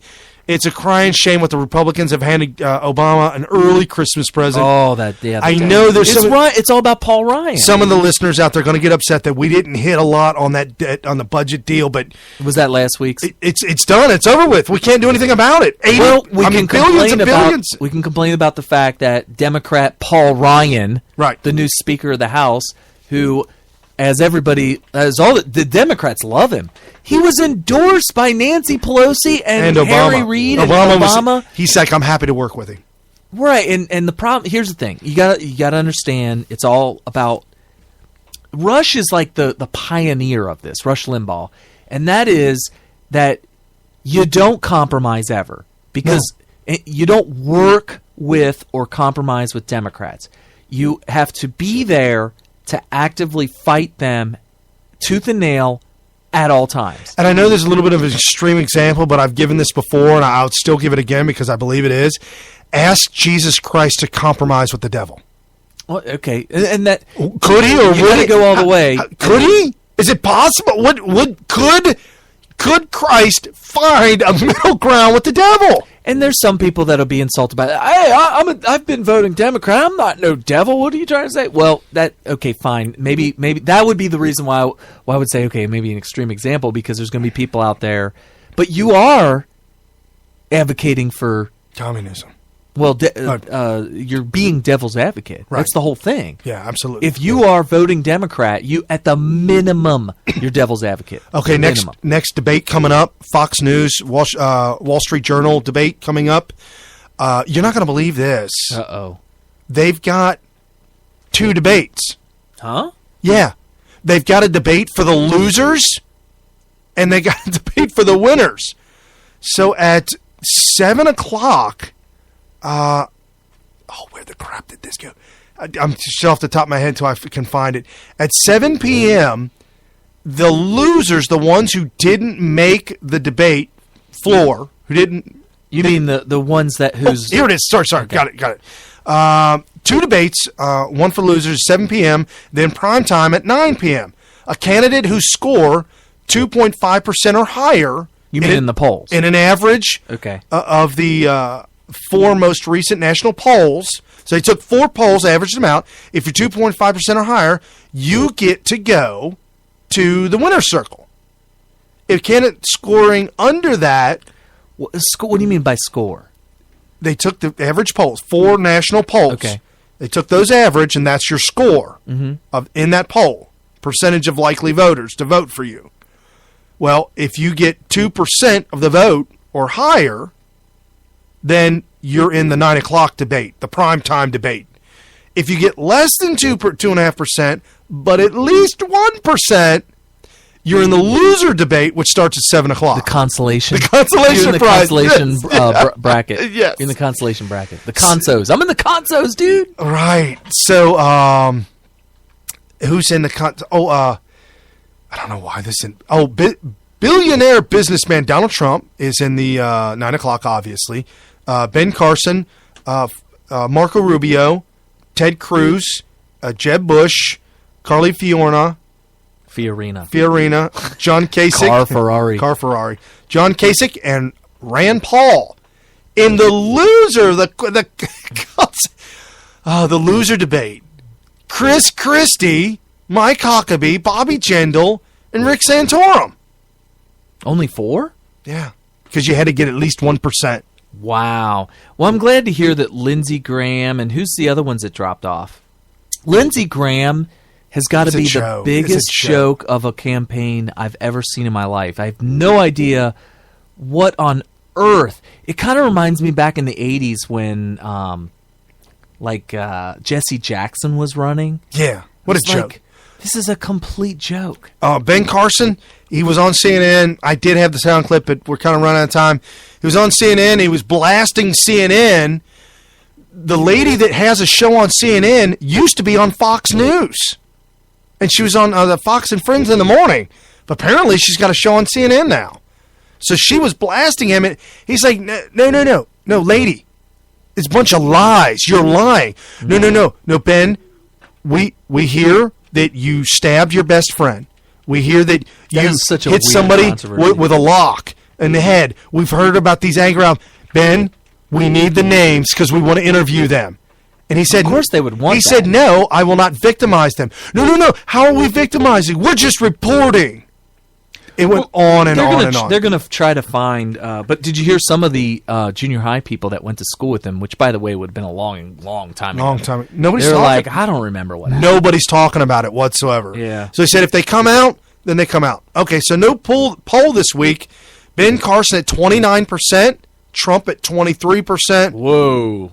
Rubio 11, Ted at 10, and Jeb at 8.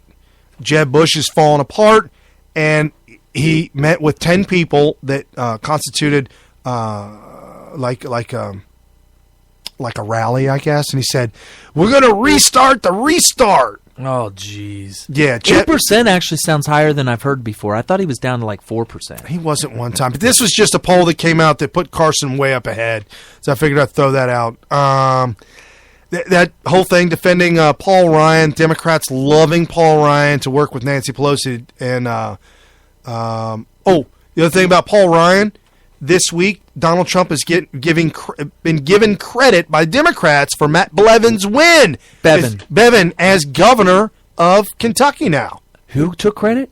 Democrats are blaming the Trump mania. Well, I mean, for electing to me Matt that Bevin. sounds like good news. That's what I would think too.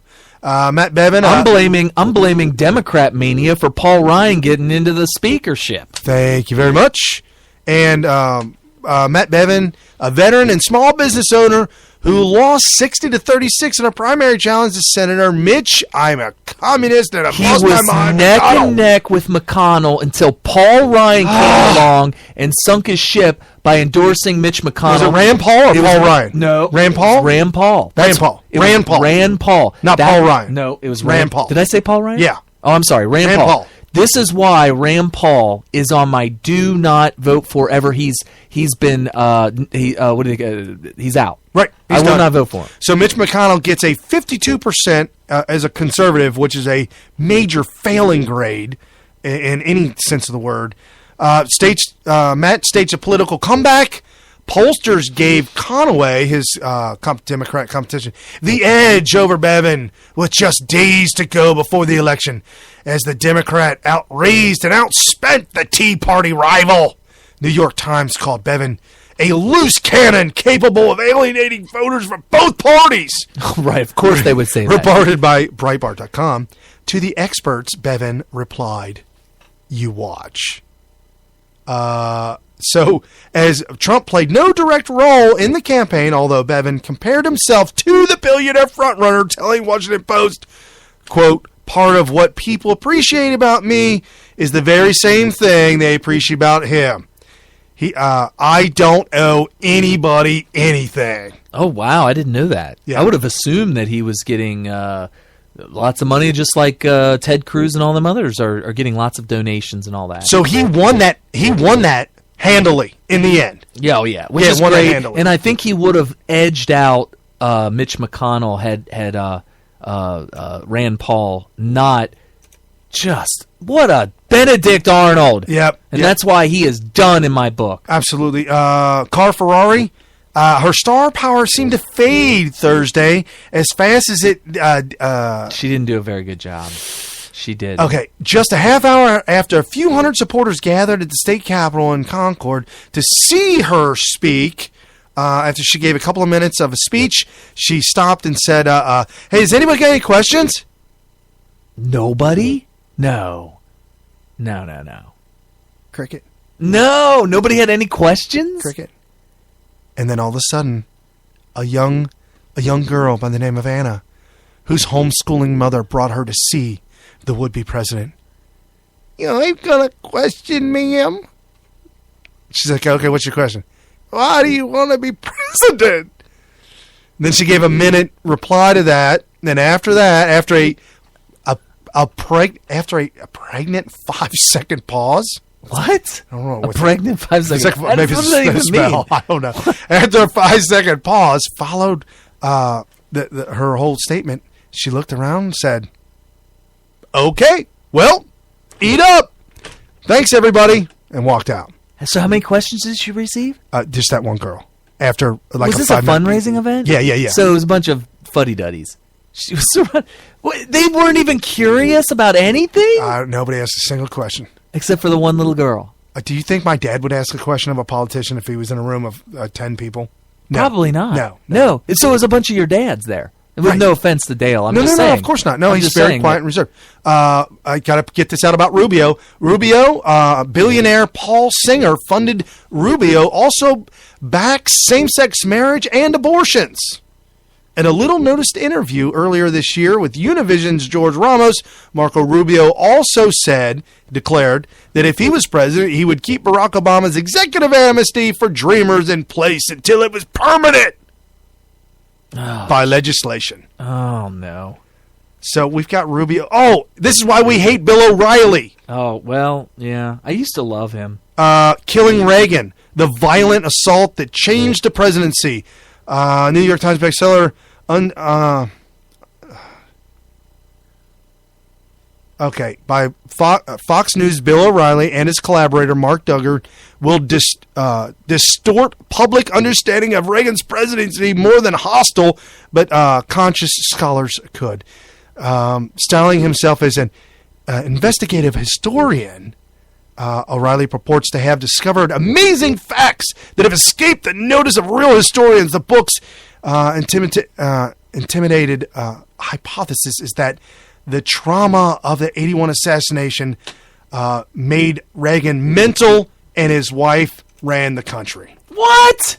Oh, come on. That is so... Yeah, that is definitely revisionist history. It is so bad. His book is so bad, and all the footnotes are even worse. He didn't consult the Reagan Library. They didn't consult any historian. Wow, that's a shocker. Bad. The book he wrote is bad. That calls into question all the other books that he wrote. 100%.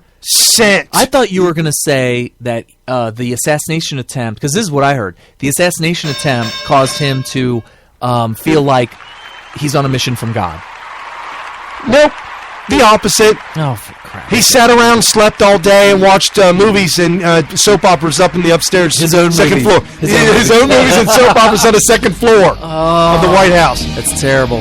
Oh, folks, fastest 3 hours this entire It's already over? Yes. Follow us on Facebook, YouTube, Twitter, Yahoo, everywhere. Yahoo. We're all over the place. Follow us on Yahoo. All over the place. That's awesome. You. Wow. With unfathomable power. What kind of power? Unfathomable. It's without fathom.